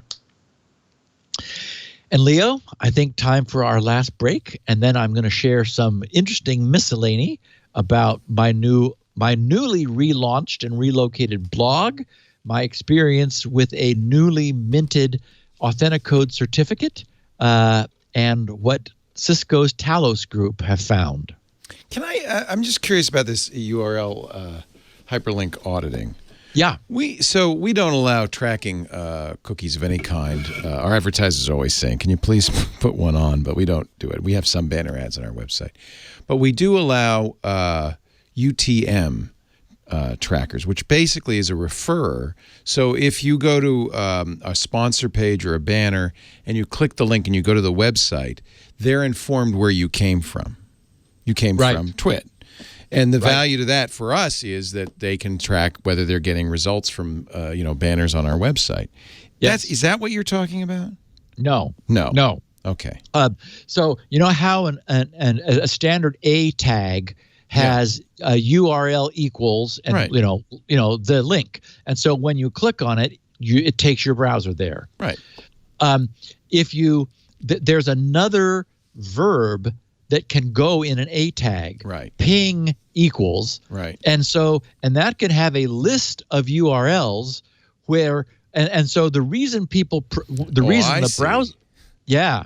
So the reason the browser vendors prefer it is it creates a fork. When you click on that URL, your browser immediately goes to the URL in the URL field. Right. But then asynchronously, it sends post queries to the list of URLs in the ping argument. Yeah, you can see how inefficient that would be if it were blocking, because you'd have to wait till all of those posts happen before you got to the web page. Correct. Yeah. Well, in fact, if you don't have the ping, what you have to do is the URL cannot take the user to its destination. Right. It has to follow a chain Right. of those websites of following a redirection chain Boom, boom, boom, until boom, it gets boom, to boom, the boom. last one, Yeah. which then finally takes Really you to where you slows want to things go. down. Yeah, that's crazy. Yes. Yeah. Yes. Yeah, I think so. And the reason I'm asking is I said, yeah, it's okay for us to do UTMs after looking into it, because I felt like, well, that's the kind of an fairly unobtrusive way of just sourcing where they got the hit from, and and our advertisers do want to know that. So that's the only kind we allow. Yep. Yeah. Okay. Thank you, Steve. Now, as long as we're talking privacy, let me ask you, when it comes to privacy, do you care that your email is on somebody else's server? Do you care that your notes or your data is on somebody else's server? You might be interested in running your own server at home. However, for many of us, that is a very complicated thing, especially for email. The requirements for email to go through are pretty sticky because of this spam problem. Enter this little baby, the Helm. This is a way to take back your email, your files, your photos, your data, store it at home in a way that works. This is the Helm personal server. I think this is such a great idea. I've been running one since practically they came out. We had the founder on the new screensavers, and I said, I'm buying it. I immediately went over to buy it. So the idea is there's 128 gigs of storage in here, although in time they're going to add the ability to add more drives and more storage to this. With Helm, the very first thing, and the thing I first used it for, was the idea was this is my email server. Now, there's a problem with running an email server out of your house. First of all, most consumer ISPs are going to block outbound email because if they figure if you're sending email from your IP address, you've been hacked, you're sending spam, that's not okay. So they block port 25, and that's the right thing for them to do. I understand it. They also are other issues with sending email out. So Helm has kind of figured this all out. What they do is they set up an IPsec VPN between your Helm server and the Helm servers. They send your data fully encrypted, trust no one encryption. It's encrypted on the Helm device, sent through their servers and out to the world. That way they have the IP address. They carefully vet the IP addresses to make sure that your mail will get to all the recipients. You're not using your own internet service for sending the email. You're just using it to route IPsec traffic, which all ISPs allow because they can't see what you're doing anyway. So that's a brilliant calculation they made. It also supports all of the big three email authentication standards, DMARC, DKIM, SPF. That's really important because more and more it's going to be hard to get email through if you can't prove it came from you, and this happens automatically. You get 128 gig solid-state storage with the future support for up to 5 terabytes, full disk encryption. I love what they've done here. There's a little port on the top. They close it up normally. You could leave this on your coffee table, but there's a little Type-C port on the top, and you have a Helm USB key. I happen to keep mine here at work because my Helm server is at home, that holds the recovery keys for your data. So it's using true authentic AES 128-bit encryption to protect all the data on the server and the data in transit. It uses TLS encryption. You get certificates for your domain from Let's Encrypt, which I think is awesome. It's secure boot. And once you've got the recovery key on this USB key, you store it somewhere safe. I keep it at work. And your data is safe. If you ever need to move to a different server, it's easy because Helm is also backing up all of your email, fully encrypted. They have no access to the password on their servers. So you have a full backup of all your data with access only available to you. They also do some very clever things. They call it proximity-based two-factor authentication. To set up the account, you actually use Bluetooth LE in a smartphone. You get close enough to the server, then you can set up an account. You can add unlimited domains, unlimited email accounts, aliases, set up multiple users from a single device. In every way, they've thought about everything, and they just added Nextcloud, which is absolutely my open source choice for data storage for a personal server. With Helm Files, this is their new feature. You get file sync, file sharing, you get photo backup. Helm customers can easily upload, view, and share their files and photos directly on their Helm personal server. Finally, a powerful private alternative to Google Drive, to Dropbox and to Gmail. Helm likes to say privacy is a right, not a setting. Protect what matters with Helm. I was so happy when I got our Helm server, and I think you will be too. If you're the type of person that wants the privacy but doesn't want the hassle of setting up this server, this is the easiest, most secure way to do it. Go to thehelm.com/security now. Thehelm.com/security now. You'll save $50 off if you go to that address. Now, here's the bad news. People love this thing. They're sold out. But don't worry, they're accepting deposits, and that way you'll this. I love it. This happens so often to our advertisers now because, we got stuff that people want. So these sold out very quickly, but they're making them as fast as they can. If you put a deposit, you'll be the first to get yours when they're back in stock. So I would highly recommend this. This is, besides looking great, it is a brilliant way. Read up about it on the Helm site because they've solved all the issues. I'm just scratching the surface of running your own server at home securely. It's thehelm.com/security now. And when you go to that address, you'll let them know you heard it here, which is important to us, but you'll also save $50. And that might be important to you. Thehelm.com/security now. I bought it at the old price. And I think it was a great deal. It's much reduced now, which is great. They're doing very, very well. All right, Steve. So I originally had 2 blogs hosted at WordPress. I had a CNAME record in my DNS, which mapped steve.grc.com to one of those and blog.grc.com to another. That worked years ago, but today it doesn't because it's hostile to TLS since WordPress doesn't have certificates for those domain names.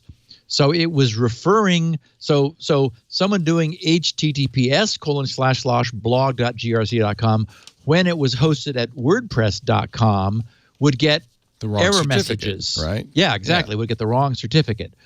So, and it was something that it was just sort of chafing for a long time. I mean, I've got my own servers, I've got a facility, I've got bandwidth, I've got all the other plumbing required to do this. What I did not have was a server running like a mature, safe, sandboxed server running PHP. I do have that now because the forthcoming Squirrel web forums are hosted on PHP.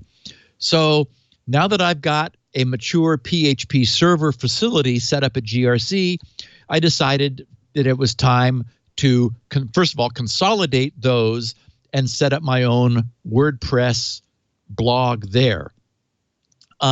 Today, and it's in place. I announced it. I tweeted it. I posted to both of the old blogs for all the subscribers that I had amassed there. That it was now just blog.grc.com. Anybody's interested can go to blog.grc.com and see the inaugural posting there. So I'm glad I did it. And I guess I would do it again. But frankly, simply setting up a blog at WordPress, and we should mention, just for the record, they're a sponsor of the show. While you've been talking about them during this podcast, I just haven't had much to say. But having installed it and then bolted it down, I really appreciate that bolting it down is crucial. And of course, I knew how to do that, but most people just want a blog. They're not hosts of a security podcast. And of course, after I thought I had done everything I knew to do, I went looking around the net for advice from those with more WordPress specific experience than I have, and also those who have some scars from the arrows in their backs in the past. Who doesn't? Yeah. And I mean, I found people who had been whose self-hosted WordPress sites had been hacked, and who said, ooh, here's what I learned from the experience. So I was pleased, first of all, that no one had anything to say that I hadn't already arranged at least as good and sometimes a superior solution for. For example, everyone mentions the need for a really strong password. Yeah. And then also some advice to adding an add-on to have a password lockout. Well, I, of course, have a 32-character total gibberish password that I've never attempted to even look at. But my WordPress login page cannot even be reached by anyone who is not at one of a very few well-known IP addresses. So, I've gone even further. You can't even access that page from the internet. So, yes, I did, belts and suspenders. So I seem to be pretty well protected. But in my roaming, I encountered a site that made me think of the things you have talked about, Leo, about WordPress. It was titled The Top 10 Security Mistakes That Self-Hosted WordPress Blogs Make. I bet I made every one of them. And it's not long. I just I've excerpted from this. It said, the blog post said, according to Forbes, 1 out of every 6 websites on the internet is powered by WordPress, nearly 60 million in all, with 100,000 more popping up each day. 100,000 a day. WordPress.com currently hosts over 56 million blogs. As of this writing, WordPress stats did not include the number of self-hosted blogs, but this person writes, rest assured there are many of us. I've been using WordPress since gold days. Don't know what that means. Was there something called WordPress Gold? Anyway. I don't remember, no. And it only gets better with each release. In the past, I have been the victim of 2 WordPress hacks. At the time of the first hack, I was on a managed VPS. All maintenance and administrative tasks, including software updates, was administered by the hosting provider. In my case, the software was rarely updated. Running a self-hosted blog comes with myriad responsibilities. It is not like you can merely install it and be done with it. Your first priority should be to familiarize yourself with the platform, along with the pros and cons of self-hosting or hosting your blog at WordPress.com. If you self-host, you will need to be somewhat tech-savvy. If not, hire someone who is. When you self-host, you're responsible for technical maintenance, back-end configuration, backups, blog security, logs, spam filtering, and updates. Take the time to find a reputable and reliable hosting service. Do your research first. You don't want to end up on a server that is easily compromised, is slow to update software, has bad tech support, or has too much downtime. The fact that hackers and cyber criminals favor targeting WordPress is for the same reason they favor exploiting Microsoft Windows. It's popular. I have seen a lot of site admins downplay the importance of updating CMS software and hardening company blogs. This is especially prevalent with small businesses and startups that rely solely on a development teams to schedule site updates and releases. I've also seen many home businesses slap together self-hosted blogs because they noticed that cPanel had a Fantastico, Soft Delicious, or Installatron auto installer. Yeah, right. Like the one-click get a blog. Yeah, I've used that. Yeah. Mm-hmm. And they think that all they have to do is populate their blog with posts, widgets, and plugins. Yep. He says, for the love of Matt Mullenweg, please check out WordPress.com. Yes, let them do it. So anyway, that's a plug. And it's a sincere plug. I mean, if you are a propeller head, if even like Drobo will run a WordPress blog, but you really, really, really need to be thoughtful about it. Well, and there is something. You have a responsibility all of a sudden. There is some JOT thing that WordPress has, which I'm signed up for. Jet. Jet. Yeah. Yeah. And so it is a series Love of Jet. Love yeah. Jet. So it's a series of services that's not free, but it's inexpensive. It's like $3 a month or something. And so you get Akismet to do your spam filtering.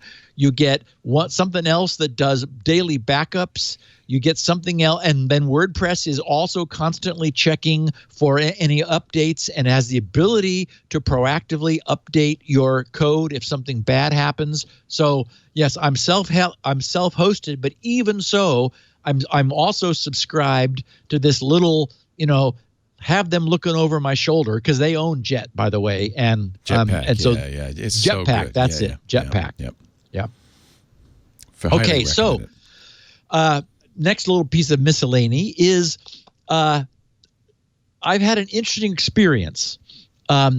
We are at this very moment going through some upheaval over the expiration after 3 years of my then, or up to now, long-standing Authenticode code signing certificate.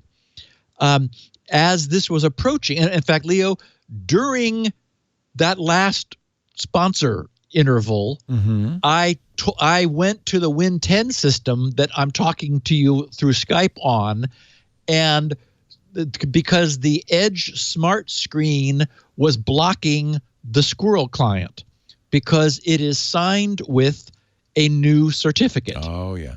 That has not yet acquired a reputation.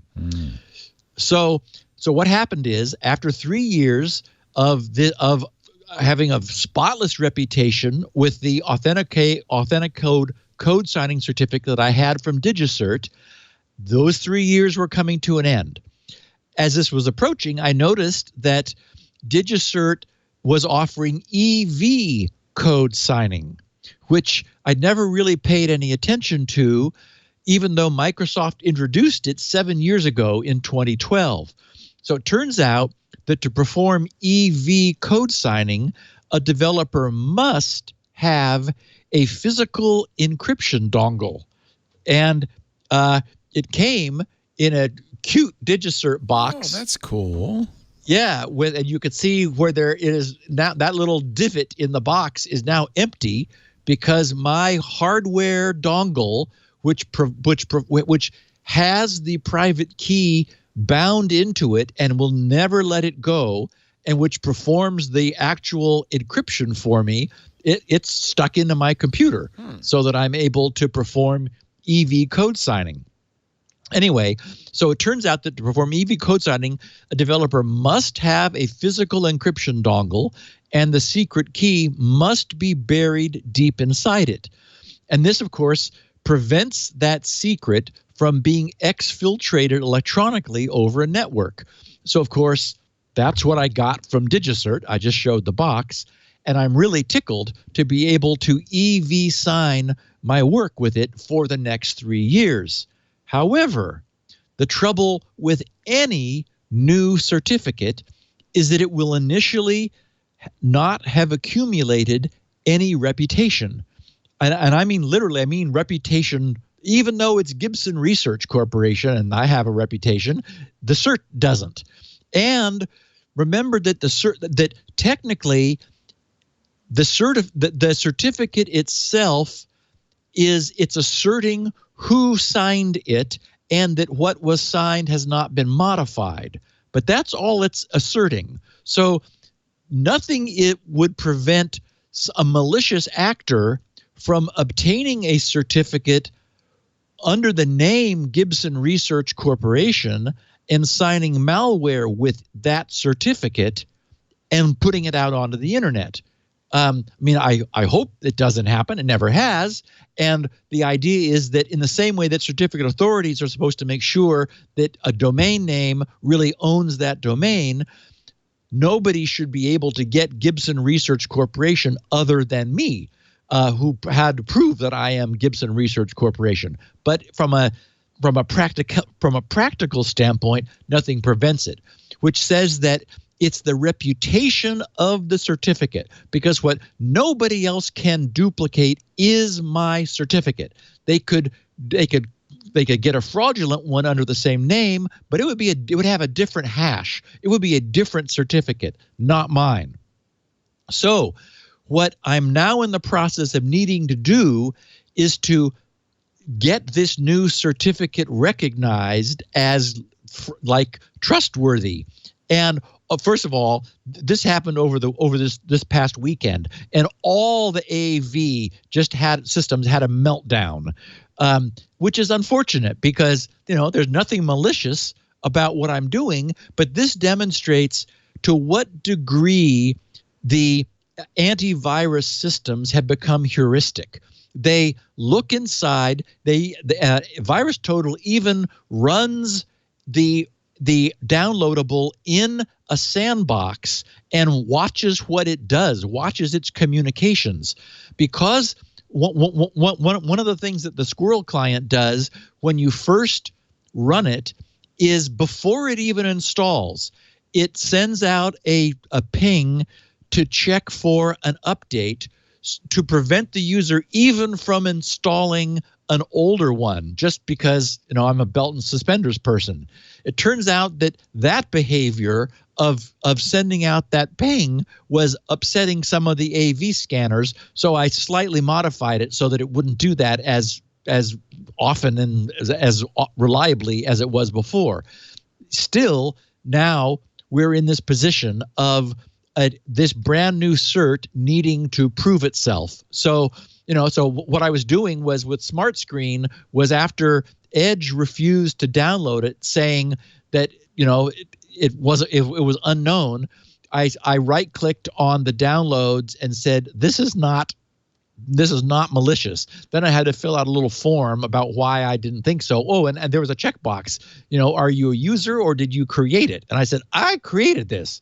Believe me, it's not malicious. So anyway, the other thing I did was I re-signed the 4 of the top 5 downloads from GRC, the DNS bench, inspector, never 10, and leak test, believe it or not, is still one of the top 5. I re-signed them with this new EV cert so that, because about 3,500 copies of those in aggregate are downloaded every day.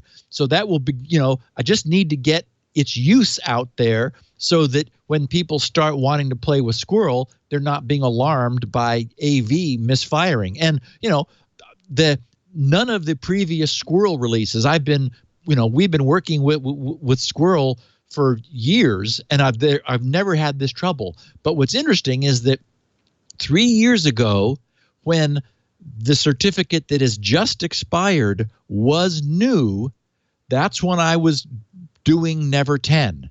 And the same thing happened then. It was a new certificate. It had not earned a reputation yet. And so during the beta testing of Never 10, people were saying, hey, I'm getting like AV warnings, and Smart Screen is saying, we don't know you, and so forth. It went away after a few days, after enough people said, I'm sure this is fine. This is good. This is a good guy. So anyway, I just sort of wanted to share a little bit of, experience from the field. And one thing that I'm wondering is whether I had cross-signed or co-signed the existing software with both the old and the new cert before the old one expired, if that would have had some effect. That is, could I, because it is possible to co-sign code. So if I saw that the end was coming, could I get an update from DigiCert, then start co-signing the code? It would be trusted because it contained the cert, which had established 3 years of good reputation, and also trusted because, and for that reason, but then also convey its trust to this new cert. I don't know if that would work, but I'm going to try in 3 years because this is a pain in the butt. Our AV stuff has just gone so overboard. I mean, so it's become so heuristic. There's zero actual reason to believe any of my apps are malicious. None of them are, but all the AV, unless you have a reputation, and that's what it really comes down to. It comes down to getting a certificate. In fact, when I was doing a little browsing over the weekend, I saw some posts from a guy who's like, he said he has some accounting software. He updates it every month. It's constantly having this problem of scaring its users because Microsoft's smart screen says, I don't know what this is. This is not often downloaded. You should not trust it. And he says it's freaking people out. And in this log of it was a question he posted over on SourceForge or somewhere, and a lot of people said you need a cert. Get a cert. A cert is the way that you establish your reputation independent of the code which it signs, and that makes sense. But on the other hand, it takes some time to establish that reputation. Also, one of the postings on my new blog was from someone who on April 19th, he sent, "Dear Steve, as what might be called an historic user of SpinRite, I have 2 questions for you." He says, 1, do you still make available a retail version of the product? And I didn't know what that meant, but he said, or is SpinRite a download only at this point? And he said, number 2, searching high and low for my several versions of SpinRite, I've yet to find the original book/software/serial numbers. So if I could provide you privately my name, address, lived at when purchased and registered for the versions I own, would you have existing records to verify my status as an owner? He says, any response will be appreciated, as were a number of your utilities, leak test, decombobulator, never 10. He says, but above them all, I'd hardly be able to tell you how many times SpinRite saved flaky, error-ridden disks, be they floppies or hard drives. Floppies? So what are those? Well, yeah. So I replied, work on floppies? Oh, yeah. I never even thought of that. Super useful for floppies because they have no error correction built in, and so they really do need it. So, yeah, in fact, people often will have like something on a floppy that they like after a decade. It's like, oh, my God, that's my only copy of this. And it's like, yeah, SpinRite will bring it back to life. Cool. So he says, I replied to Madman. He posted as Madman in MN, so Minneapolis. So I said to him, my next post here at https://blog.grc.com will be about my roadmap for SpinRite, since people who don't listen to the Security Now podcast will not have heard about my plans, and having them documented would be useful in any event. So 1, thank God we no longer have any physical shipment of SpinRite, only the download. That makes the lives of my little 3-employee company, counting myself, so much more sane.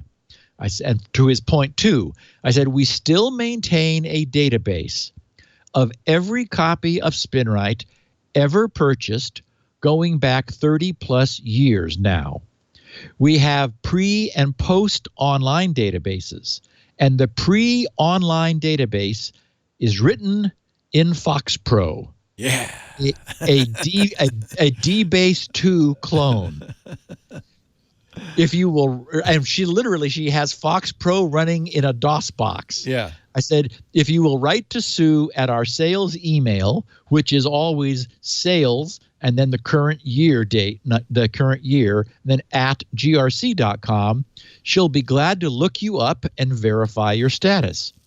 And I said, since SpinRite version 6 has been in use for the past 15 years, version 6, we're giving serious consideration to terminating upgrades from earlier versions once version 6.1 is formally released, under the thinking that since version 6.1 is going to be so much faster and more capable than version 6.0, and we're going to be giving it away to all version 6.0 owners going back 15 years, that should be a sufficient commitment to our previous customers.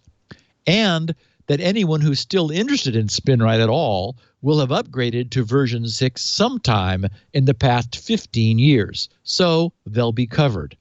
And I said, and I finished saying, and thank you very much for your interest and support. All of those other things you mentioned that I have done I've been able to give away because people purchased SpinRite. Bravo.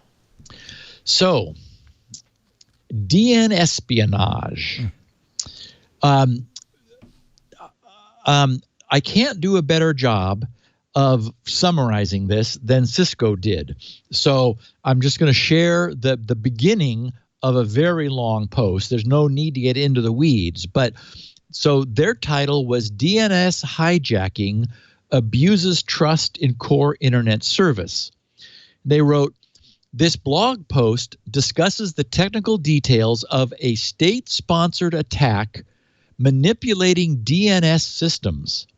While this incident is limited to targeting primarily national security organizations in the Middle East and North Africa, and we do not want to overstate the consequences of this specific campaign, we are concerned that the success of this operation will lead to actors more broadly attacking the global DNS system.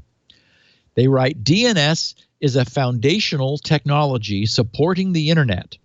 Manipulating that system has the potential to undermine the trust users have on the internet. That trust and the stability of the DNS system as a whole drives the global economy. Responsible nations should avoid targeting this system, work together. That is, they believe this is a nation state. So they're saying responsible nations should avoid targeting this system for attack. Work together to establish an accepted global norm that this system and the organizations that control it are off limits, and cooperate in pursuing those actors who act irresponsibly by targeting this system. Then they said under executive summary, Cisco Talos has discovered a new cyber threat campaign that we are calling Sea Turtle, which is targeting public and private entities, including national security organizations located primarily in the Middle East and North Africa. The ongoing operation likely began as early as January 2017, so more than 2 years on now, and has continued through the first quarter of 2019.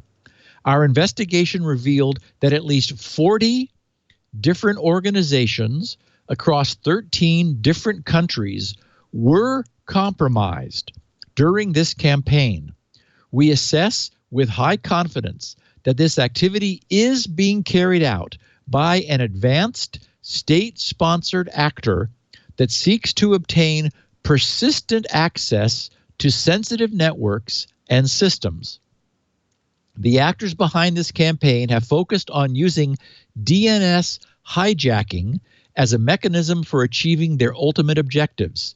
DNS hijacking occurs when the actor can illicitly modify DNS name records to point users to actor-controlled servers. The Department of Homeland Security, DHS, issued an alert about this activity on January 24, 2019, warning that an attacker could redirect user traffic and obtain valid encryption certificates for an organization's domain names. In the Sea Turtle campaign, Talos was able to identify two distinct groups of victims. The first group we identify as primary victims includes national security organizations, ministries of foreign affairs, and prominent energy organizations. The threat actor targeted third-party entities that provide services to these primary entities to obtain access. In other words, the threat actors went after for example, the DNS registrars for the companies they wanted to target. Targets that fall into the secondary victim category include numerous DNS registrars, telecom companies, and internet service providers. One of the most notable aspects of this campaign was how they were able to perform DNS hijacking of their primary victims by first targeting these third-party entities. So it's an indirect attack in that sense. We assess with high confidence that these operations are distinctly different and independent from the operations performed by DNSpionage, which we reported on in November of 2018. The Sea Turtle campaign almost certainly poses a more severe threat than DNSpionage, given the actors' methodology in targeting various DNS registrars and registries.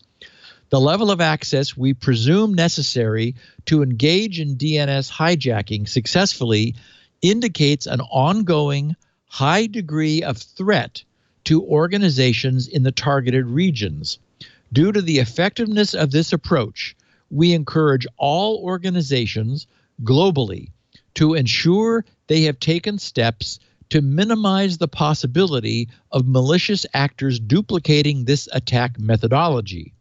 The threat actors behind the Sea Turtle campaign show clear signs of being highly capable and brazen in their endeavors.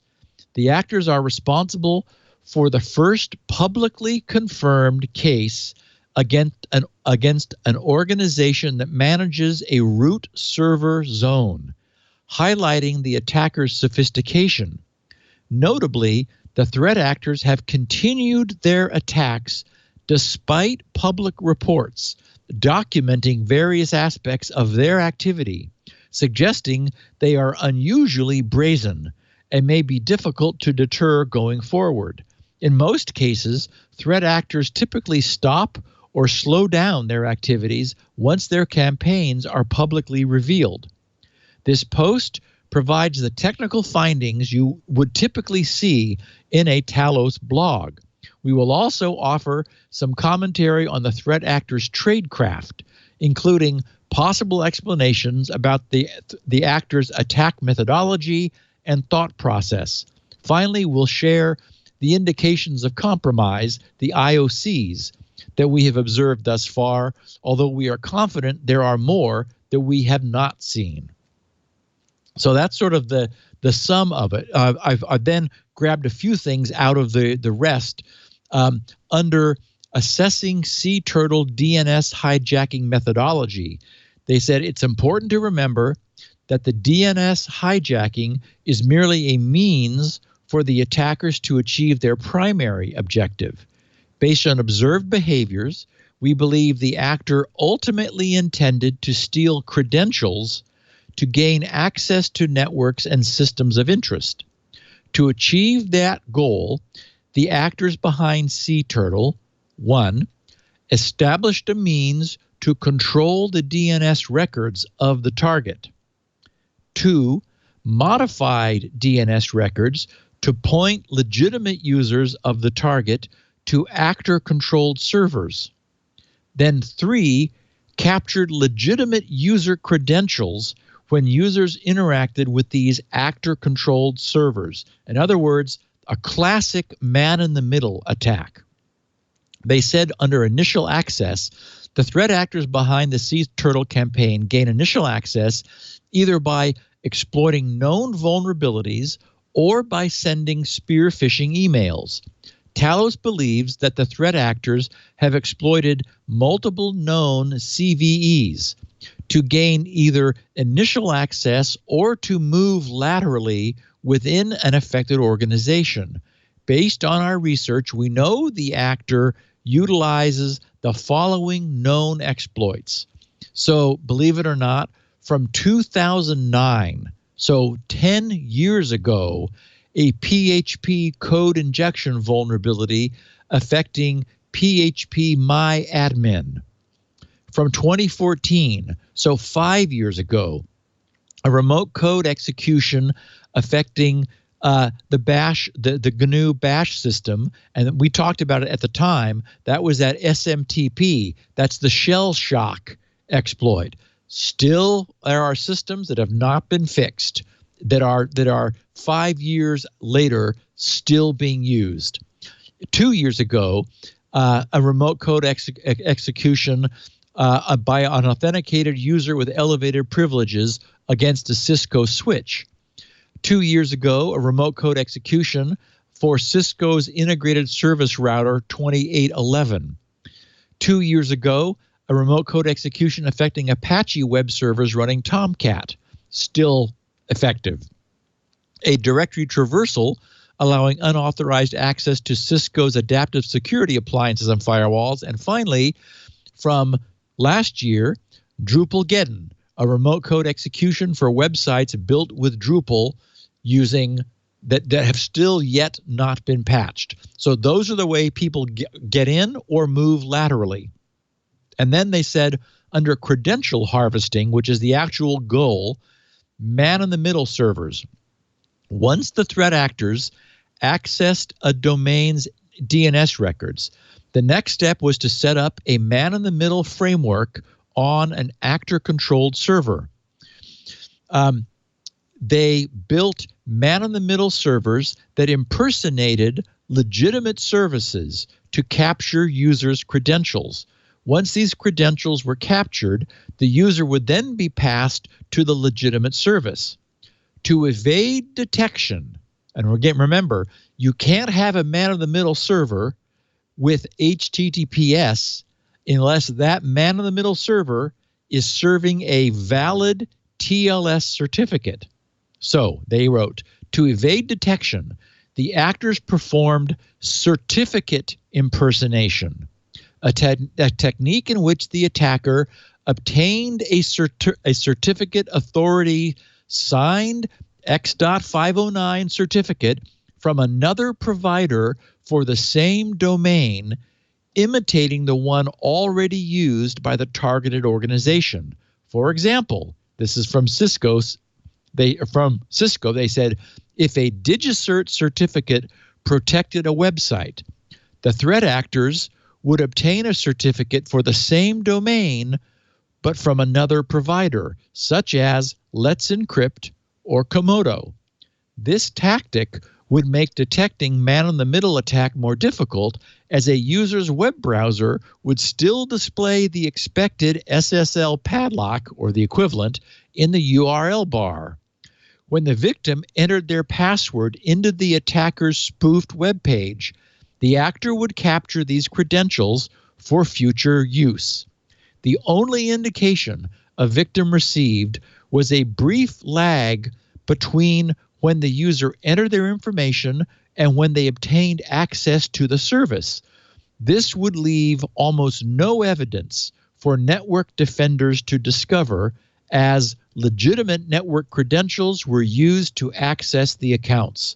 So a perfect man-in-the-middle attack that is breaching DNS, obtaining a certificate from one of these instant cert providers now, and then using that in order to prevent any indication from users' browsers from being triggered. And finally, they finish, how is this tradecraft different? The threat actors behind the Sea Turtle campaign have proven to be highly capable, as they have been able to perform operations for over 2 years and have been undeterred by public reports documenting various aspects of their activity. This cyber threat campaign represents the first known case of a domain name registry organization that was compromised for cyber espionage operations. In order to distinguish this activity from previous reporting on other attacks, such as those affiliated with DNSpionage, below is a list of traits that are unique to the threat actors behind the Sea Turtle campaign. 1, these actors perform DNS hijacking through the use of actor-controlled name servers. 2, these actors have been more aggressive in their pursuit, targeting DNS registries and a number of registrars, including those that managed country-level TLDs. These actors use Let's Encrypt, Komodo, Sectigo, and self-signed certificates in their man-in-the-middle servers to gain the initial round of credentials. And once they have access to the network, they steal the organization's legitimate SSL certificate and use it on actor-controlled servers. Did you hear that? Once they get in, they steal the organization's legitimate SSL certificate and use it then on actor-controlled servers. It's diabolical. Mm-hmm. So, this is a reason we need to get DNS secured, because DNSSEC would prevent this kind of attack, yet we don't have it yet. Well, there you go. DNSpionage. DNSpionage. My friends, we have come to the conclusion of this fine episode of Security Now, episode 711. But we are not at the end of the conversation. Oh, no.